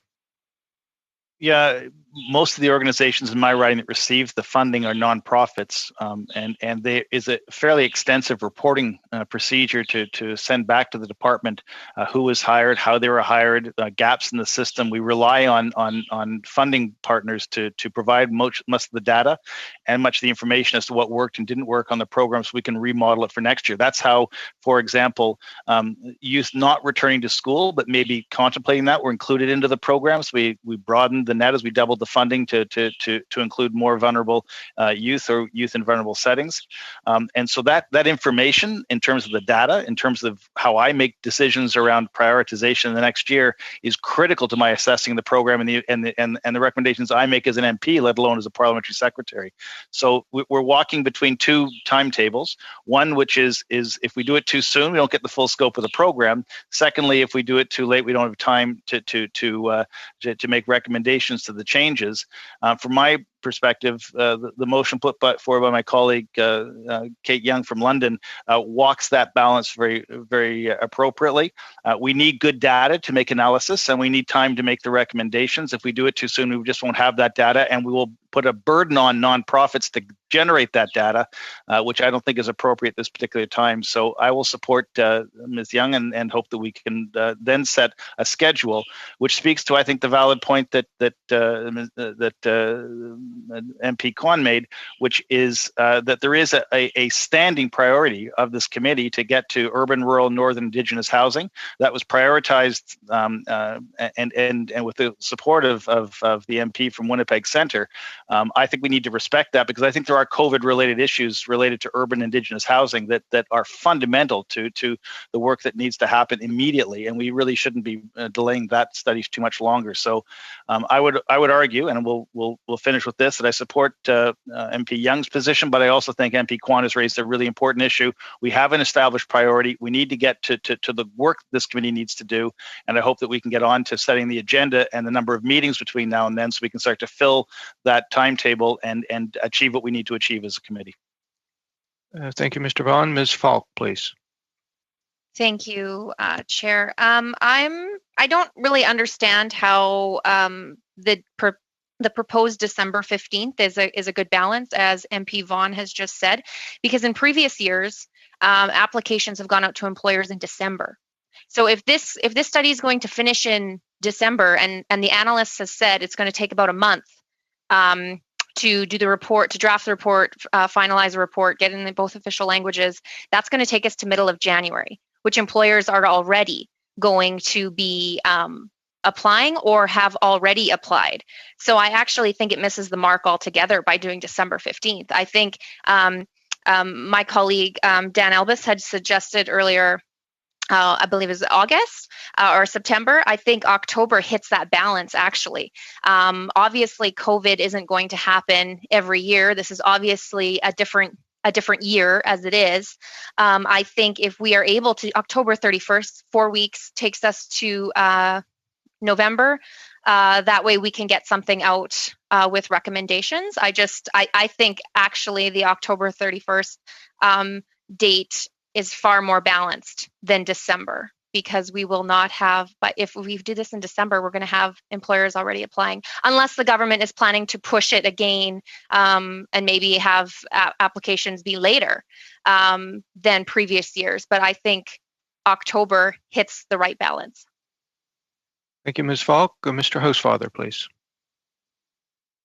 Thank you, Mr. Chair. Just in brief, to respond to what my colleague Ms. Falk just said, the motion as amended by Ms. Young's amendment says the committee is to report back by December 15th, not that the committee finishes its work and then goes to the analysts. December 15th is setting the date by which the analysts will have completed the report, the committee will have approved it and amended it, and it will be translated and sent to the House. So that requires, to be honest, a month, as the analysts have told us, which means we would have had to hear from all the witnesses by the end of October in order to work on the report over the month of November to get it back to the House by December the 15th and have it properly translated. So that delay is the delay. It's not that we're finishing our work and then starting the report December 15th. It's that the report is submitted by December 15th. Thanks. Thank you, Mr. Housefather. Is there any further discussion on the motion to amend the date of completion to no later than December 15th, 2020? That's the amendment before the committee. Is there any further discussion on it? Seeing none, I would ask you, Madam Clerk, to do a recorded vote on the amendment. Thank you. I have Mr. Dong. Yes. Mr. Long. Yes. Mr. Turnbull. Yes. Mr. Vaughn. Yes. Make sure the little boy's coming up here. Miss Kate Young, please. Yes. 3 times. I'm sorry, we do have a bit of background noise coming. I'm not sure from who, but okay, that's good. Mr. Albus. Against. Miss Falk. Nay. Miss Cusey. Nay. Miss Vecchio.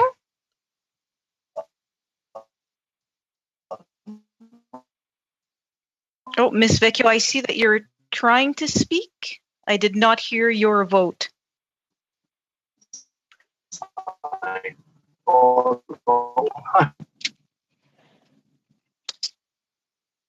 I'm sorry, I still cannot hear it.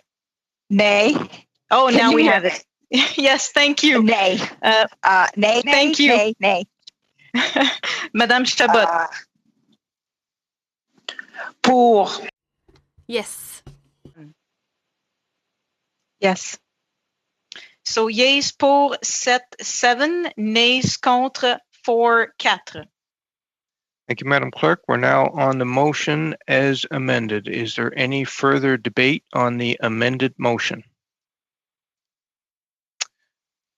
Seeing none, Madam Clerk, would you please conduct a recorded vote? This is on the main motion as amended. Mm-hmm. So we have Mr. Dong. Yes. Mr. Long. Yes. Mr. Turnbull. Yes. Mr. Vaughn. Yes. Miss Young. Yes. Mr. Albus. Yes. Miss Falk. Yes. Miss Cusey. Yes. Miss Vecchio. Yes. Thank you. Madame Chabot. Oui. Yes. Yes. So yeas pour 11-11, nays contre 0, none. Thank you, Madam Clerk. I recognize Ms. Cusey, please. Thank you, Chair. With that motion passing, can I move on to the next order of business, where I wanted to put forward a motion that I had also put on notice, please? I was hoping you would. Oh, Go thank ahead. you. Just what I like to hear. That's the spirit, Chair. Thank you. Yes, I wanted to put forward the notice of motion that the committee call upon the Minister of Employment, Workforce Development, Disability and Inclusion and the Minister of Families, Children and Social Development to appear before the Standing Committee on Human Resources, Skills and Social Development and the Status of Persons with Disabilities with department officials separately for 1 hour each to discuss the spending priorities outlined in the main estimates 2020 to 2021, and that this meeting occur before July 31st, 2020. Thank you, Chair. Thank you, Ms. Cusey. The motion is in order. And again, if you wish to speak on the motion, I would ask that you use the raise hand function on the at the bottom of your screen. Debate, Mr. Vaughan. Just ask a question of the mover as to how they thought this would work in terms of order of appearance and whether or not they would appear at the same time, different times, what have you. Just if they could just sort of unpack the more general request for an appearance, which I'm not concerned about. It's really just how they see the structure of that appearance looking. Ms. Cusey, can you clarify that? Sure. Thank you, Chair. Well, certainly based upon their availability, but since the main estimates have now been released, I feel the motion is quite clear that it occurs before July 31st, recognizing, of course, that this is our what is currently the last week of scheduled sittings within the House. I know we're going to have a further discussion as to our meeting going forward, which we started within the subcommittee, but again, that this occur before July 31st and that each of the two ministers be slated for 1 hour each. So I feel that's quite clear. 1 hour for each of the two ministers as mentioned before July 31st. Thank you. If there's any further more specific questions, I'm happy to take those. And would they be appearing with ministerial staff for clarification as well, or how would that look? Yes, it states they're with department officials. So, I mean, generally, I mean, staff, of course, usually accompanies the minister, but it does not sit with the minister. Usually it's the minister and the department officials. I mean, we are at the point where we've had several appearances by ministers, so I would expect it to follow the format that we have done to this point. Thank you, Ms. Cusey. Mr. Albus, please. Yeah, thanks, Mr. Chair. I just, again, we have had ministers, and I do understand there being some complexity because there's 4 different ministers that we could call for. But I think really all I would like as a member is to see is the Minister of Employment with her officials for an hour and a second hour with officials, because I always learn something. And then a second meeting with the Minister of Social Development, Minister Sen, following the same format where he comes an hour with his officials, and then the officials stay for an hour, so we can do that. And I would also be mindful that Mr. Vaughan may decide which if he wants to come as a witness along with the minister, or if he wants to appear as a member. Thank you, Mr. Albus. Thank you. Mr. Vaughan, hang on, we have here. Ms. Cusey, please. Yes, Mr. Chair, that's what I was referring to when I said the format previously, 1 hour with the minister, with each minister, and then 1 hour with the officials. So I guess then a total of 2 2-hour meetings. Thank you. Okay, thank you, Ms. Cusey. Is there any further discussion? Madame Chabot, s'il vous plaît.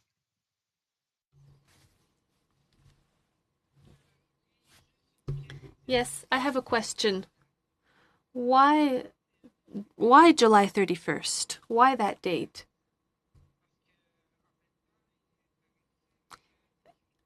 Apparently I'm not against this motion, but why before the 31st of July? That's not clear to me.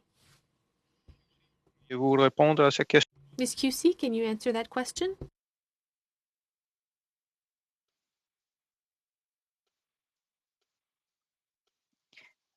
Oui, bien sûr, je peux la faire. Peut-être les... Yes, absolutely. Perhaps the analysts can clarify, but I think that we have until the end of August in order to receive the 2 ministers, and for that reason I decided to receive the 2 ministers before the end of July, because I am certain that there is a deadline we need to work with. So that's why I chose that date. We won't always have this opportunity, so I chose the end of July because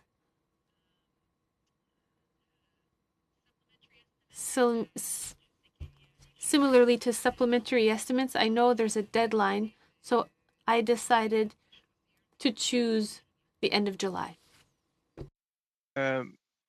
Madame Cusey et Madame Chabot.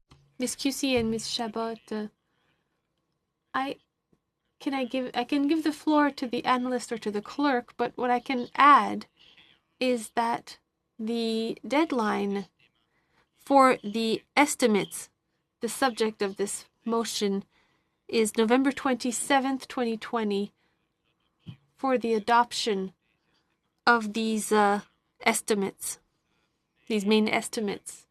But Ms. QC, you spoke about the deadline for the availability of ministers, and I wasn't aware of that. So if there's something that the analyst or the clerk can add to that to clarify Ms. Chabot's question, please. Je peux peut-être juste confirmer. I can perhaps confirm that the deadline we have to report on the main estimates for 2020-2021 is November 27th, 2020.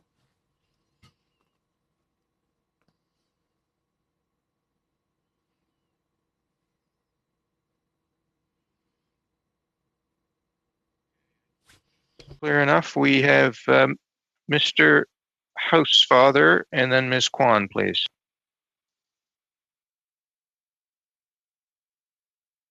Thank you, Mr. Chair. I just wanted to come back to what I understood the motion to be, where I thought the motion specifically says 1 hour per minister. And then I heard Stephanie answering a question saying that it would be 1 hour for minister plus an hour for the officials, but I don't interpret the motion that was put forward to say that. I simply see that it would be 1 hour, or at least 1 hour for each minister. And I would like clarification on that, because personally, I think it's reasonable to say it's 1 hour per minister. If they come with their officials, they come with the minister, or they come together. But I don't think the motion was asking for that second hour. 2 hours, 1 hour each, I get. 4 hours, 2 hours, of each with officials. I don't read the motion to say that. So I just wanted clarification. Ms. QC?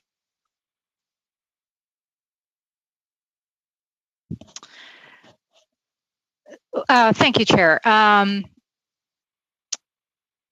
Yeah, I mean, I can certainly see Mr. Housefather's interpretation, but my intention was when it says ministers and department officials. So I've mentioned both separately for 1 hour each. I can see where, yeah, it's not entirely clear. It should be, each minister for 1 hour. It should have been clearer within the motion. I agree.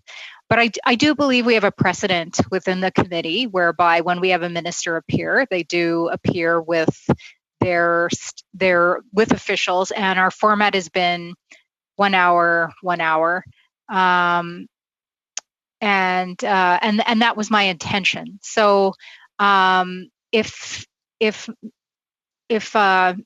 Housefather feels it necessary, then perhaps I would ask one of my colleagues to clarify the wording to amend it to make it more specifically, or alternatively, we could just agree as a committee of what my intention was, because I can see even how this separately for 1 hour each. Well, then which 1 hour each is it referring to? 1 hour for each of the ministers, or 1 hour for each of the ministers and then the officials?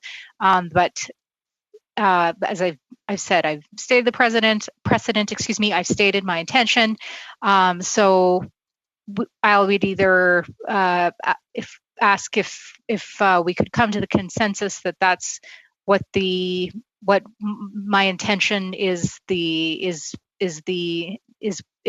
recognized and understood when voting upon the motion, or alternatively, I would ask one of my colleagues to amend it. Ms. Cusey, Ms. Kwan?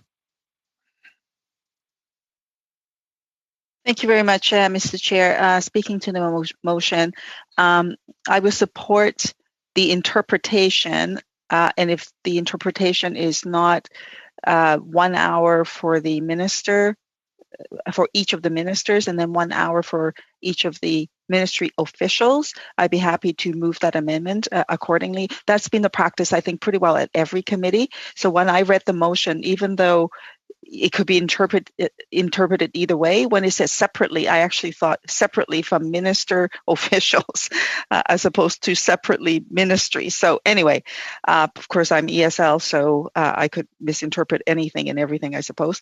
Anyway, I would support that version of the configuration. But speaking to the timeline issue, Mr. Chair, I think July 31st, given that the timeline is such that we will have more time until November, I would suggest that we actually give it more time, only because to allow for us to figure out how to schedule all these things that we want to do. So we just passed the motion on the Canada Summer's Job by December 15th.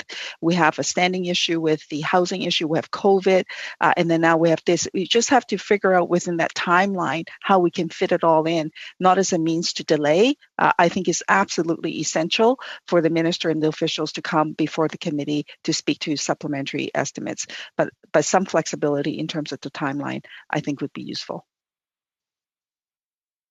Thank you, Ms. Kwan. So can I take it that you have now moved an amendment to provide for an additional hour for the officials associated with each of the ministers? Can we take that to be an amendment that's presently before us? Was that your intention? Sure, I'd be happy to move that amendment. All right, so we now have an amendment before you. The debate is on the amendment. Is there any further discussion on the amendment? No. Seeing none, I would ask the clerk to hold a recorded vote on the amendment to add an hour for the officials from each department in addition to the 1 hour allotted to the ministers. Thank you. I have Mr. Dong. That's a yes. Thank you. Mr. Long. Yes. Mr. Turnbull. Yes. Mr. Vaughn. Yes. Miss Young. Yes. Mr. Albus. Yes. Miss Falk. Yes. Miss Cusey. Yes. Miss Vecchio. Yes. Madame Chabot. Oui. Yes. Yes. So yeas pour 11-11, nays contre 0, aucun. Thank you very much. Now the debate is on the main motion as amended. Is there any discussion on the amended motion? Mr. Housefather, please. Sorry, Mr. Chair. I believe in the context of when she was speaking, our colleague Ms. Kwan was proposing a second amendment which related to the date. And I don't think you incorporated it actually as part of the amendment that you then put to a vote. And I don't know that anybody intended that or understood it. So I was just wondering if there was such an intention to give her the chance to put forward that second amendment on the date by which the ministers need to appear. Thank you, Mr. Housefather. Ms. Kwan, do you have another amendment? I'd be happy to move the amendment to change the date to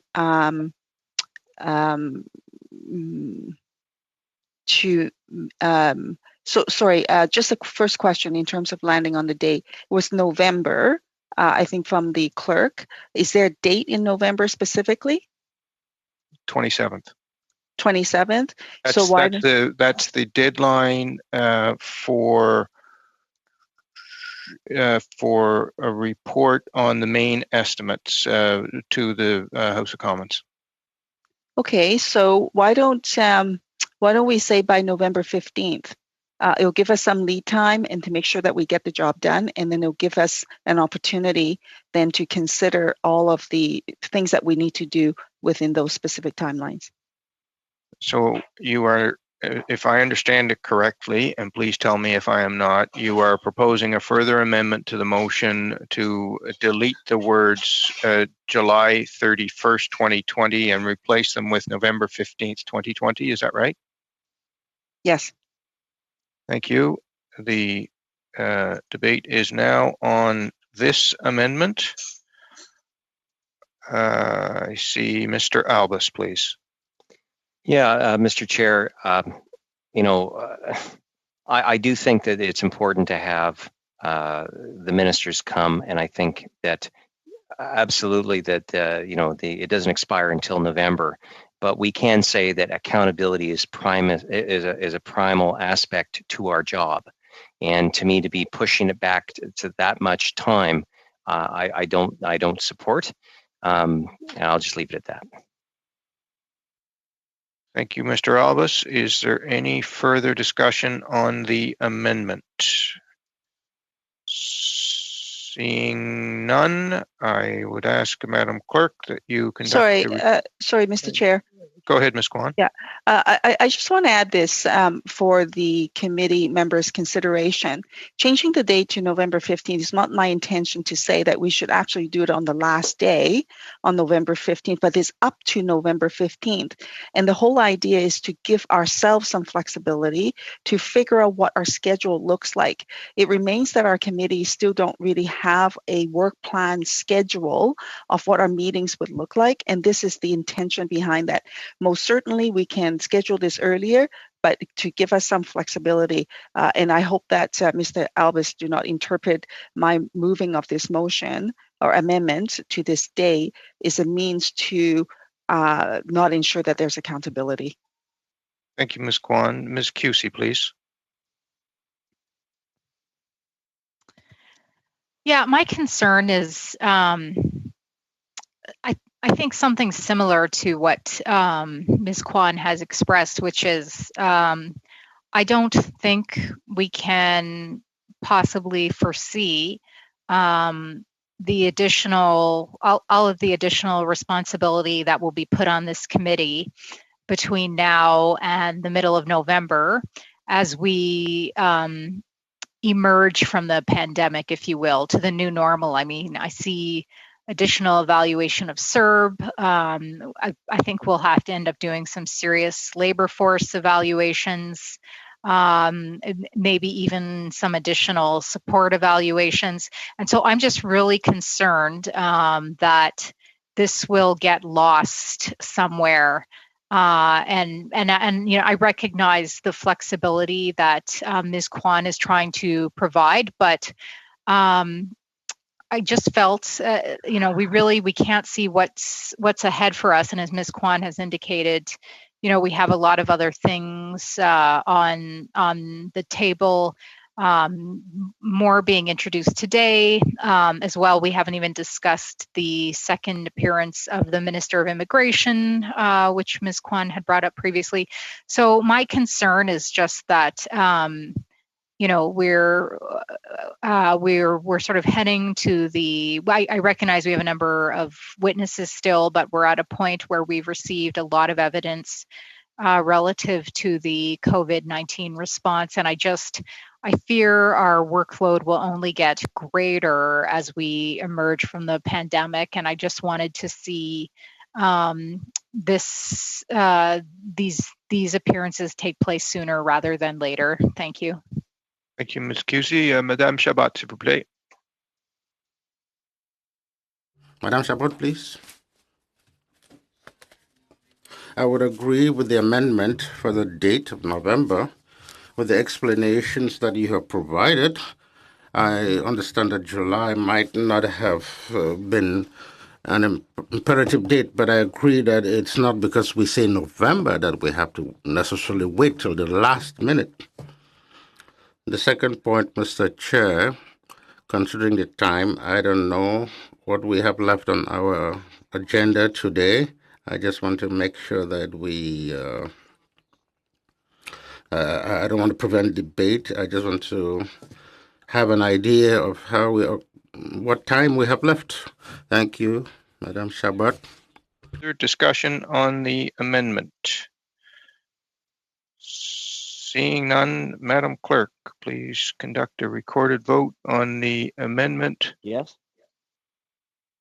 I have Mr. Dong, Yes.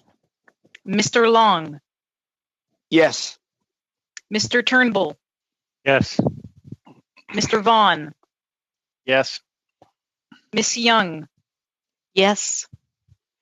Mr. Albus, Against. Miss Falk, Nay. Miss Cusey, Nay. Miss Vecchio, Nay. Madame Chabot. Oui. Yes. Yay. Yes. So yeas pour 7-7, nays contre 4-4. Thank you. We are now on the main motion as twice amended. Is there any further discussion on the main amended motion? Seeing none, Madam Clerk, please conduct a recorded vote. Mr. Dong, Yes. Mr. Long, Yes. Mr. Turnbull, Yes. Mr. Vaughn, Yes. Miss Young, Yes. Mr. Albus, Yes. Miss Falk, Yes. Miss Cusey, Yes. Miss Vecchio, Yes. Madame Chabot. Oui. Yeah. Yes. So yeas pour 11-11, nays contre 0-0. Thank you very much, Madam Clerk. Thank you, colleagues. We're now at 11 minutes past the hour, so I propose that we adjourn until Friday, I believe, is our next scheduled meeting. Thank you very much for this. Have a good week. We will see you Friday. Monsieur le Président. Oui. Mr. Chair, I think we must agree on our activities for the summer. We shouldn't wait till next Friday for that. Continue to introduce another item given the hour and the demands on the House of Commons team. Or my question is whether I now put to the meeting a motion to adjourn. I've been told we can go on for a few minutes, yes. Okay. Allez-y, Madame Chabot. So, Madame Chabot, we have a few minutes to look into our activities in the summer for July and August. Go ahead. Thank you, Mr. Chair. One of the arguments I raised during the last subcommittee, I believe the House, you would correct me if I'm wrong, will be sitting twice in July, twice in August. So I would go ahead with the idea that during the same weeks as the House is sitting, that the committee should sit once around July 20th. So I would propose a break till July 20th and then have a sitting during the same week as the House. Well, that's a motion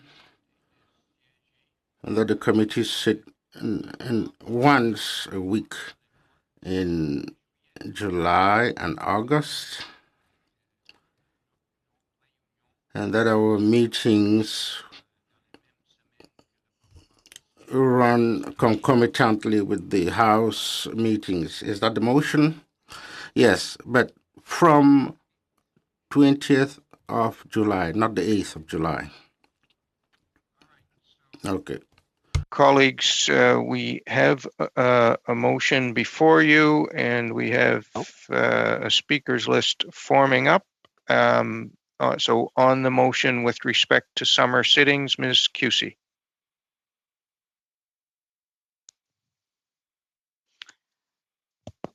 I'm sorry. So I miss what she said and what you said. I didn't understand them to be the same things. Did she say twice in July, twice in August? Because I heard you say une fois par semaine, which I took to mean once a week. But what can you clarify, please, Chair? Sorry. What the motion is? Oh, okay. I would ask Madame Chabot to clarify. It's her motion. Madame Chabot, s'il vous plaît. Madame Chabot, please. To sit as of the week of July 20th,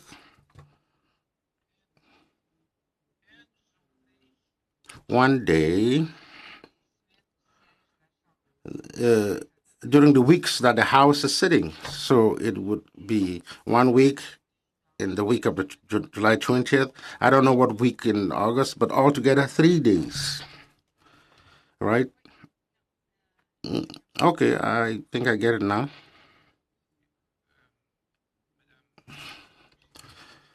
Madam QC and the other MPs, the information I received is that the Parliament will sit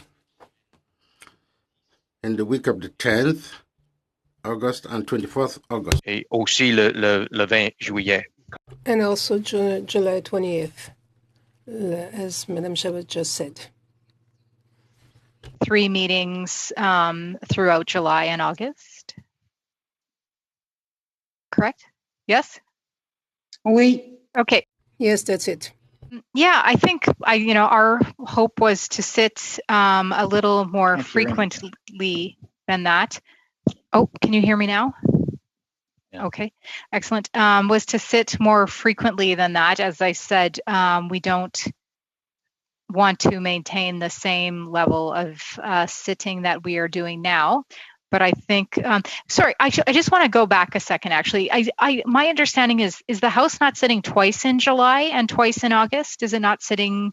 Can the clerk or the analysts clarify that? Because I thought it was sitting twice in July, twice in August. That's I think where my misunderstanding was I heard. I thought Madame Chabot's intention was the same weeks that the House is sitting, but to me that would be 4 meetings, not 3. And then when I heard what I thought I heard the chair say once a week, but maybe it was once I missed the other part, which was once a week when the House is sitting. So first I will clarify, is there not 2 meetings in the House in July as well? There is, and Oui, Madame... que je peux préciser? May I give a clarification? Yes, Madame QC. Yes, there are 2. But in my proposal, it would be the week of the July 6th would be removed. For our work, it's closed until July 3rd for technical reasons. after that, the House was supposed to sit the 6th and the 20th of July. So that is 2 sittings.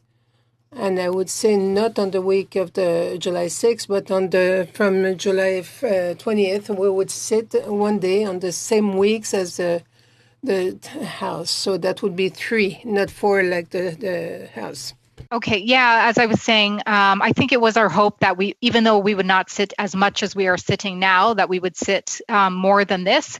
I think we were looking towards 1 meeting a week rather than our scheduled 2. We are still in the pandemic, we are still coming out of the pandemic, and we wanted to continue our work for once a week for that reason. So, this would be our position, would be to sit more frequently than 3 meetings over the summer, to hopefully reduce it to 4 meetings a month, given that there are 4 weeks in a month generally. Thank you. Thank you, Ms. QC. Mr. Vaughan, please.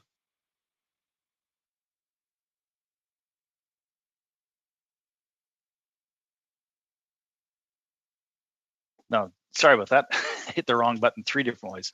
I think this sets a reasonable schedule, and would remind everyone that we can always recall committee if there's additional work that needs to be done, or if the minister's schedule works out in such a way that we can get the estimates done. We have some flexibility and some ability to be nimble now that we're on Zoom. So I think it's a reasonable schedule that reflects the typical summer schedule, with some additional dates that normally wouldn't be covered because of parliamentary process. We usually take the whole summer to be in our constituencies.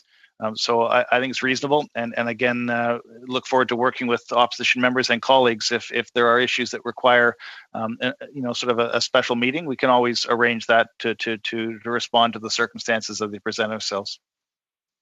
Thank you, Mr. Vaughan. Ms. Kwan? Thank you very much, Mr. Chair. I would agree with Ms. QC. I too was hoping that we would have a few more meetings than the 3 as proposed, by the simple fact that we have a lot of things on our agenda. We just finished talking about Canada Summer's Job. We just finished talking about having ministers come and officials come. And of course, we need to get on with the housing study as well. So we just have a lot of stuff on our plate, I think. And so I would support the idea of having 1 meeting per week, so 4 a month, so a reduced schedule than what we're doing now, but a little bit more than what was proposed.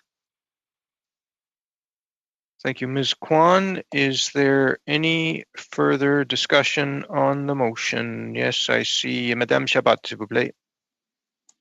Oui, I just want to remind everyone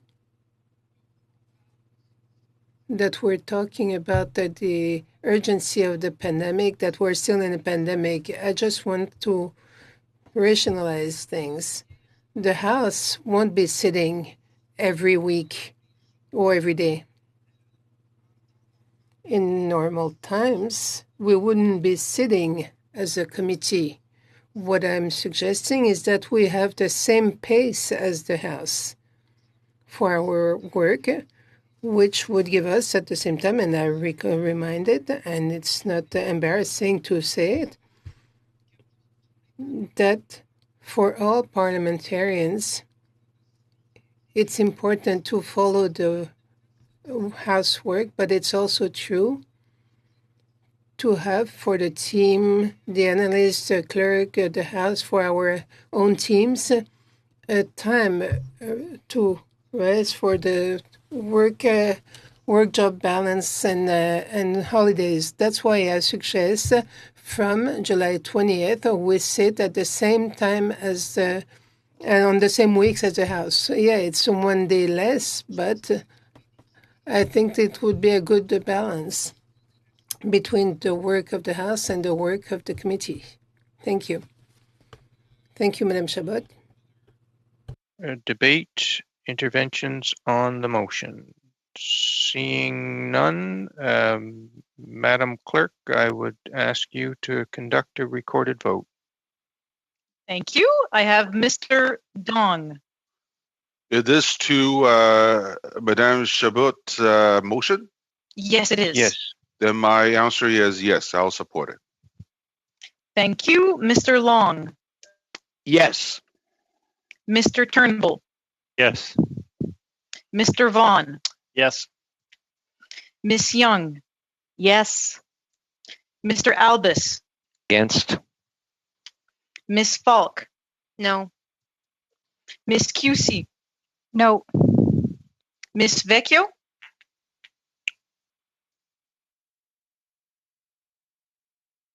Miss Vecchio, are you still on the call?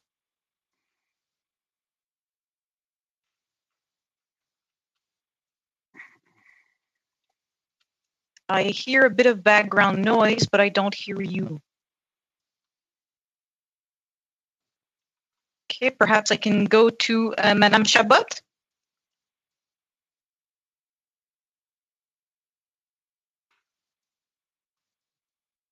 M'avez-vous nommé? Oui, Madame Chabot. Did you say my name? Pas entendu la réponse de l'autre collègue. I hadn't heard the answer of the other colleague. Yes. Yes, I am for my motion. Madame Kwan.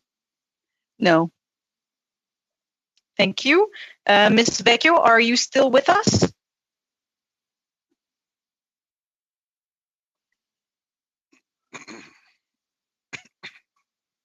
Okay, so not at the moment. So yeas pour, I have 6, nays contre, I have 4, 4. Thank you, Madam Clerk. The motion is adopted. Thank you to the clerk, the analyst, and the rest of the support team for sticking with us. I declare the meeting adjourned. We'll see you on Friday. Thanks, everyone.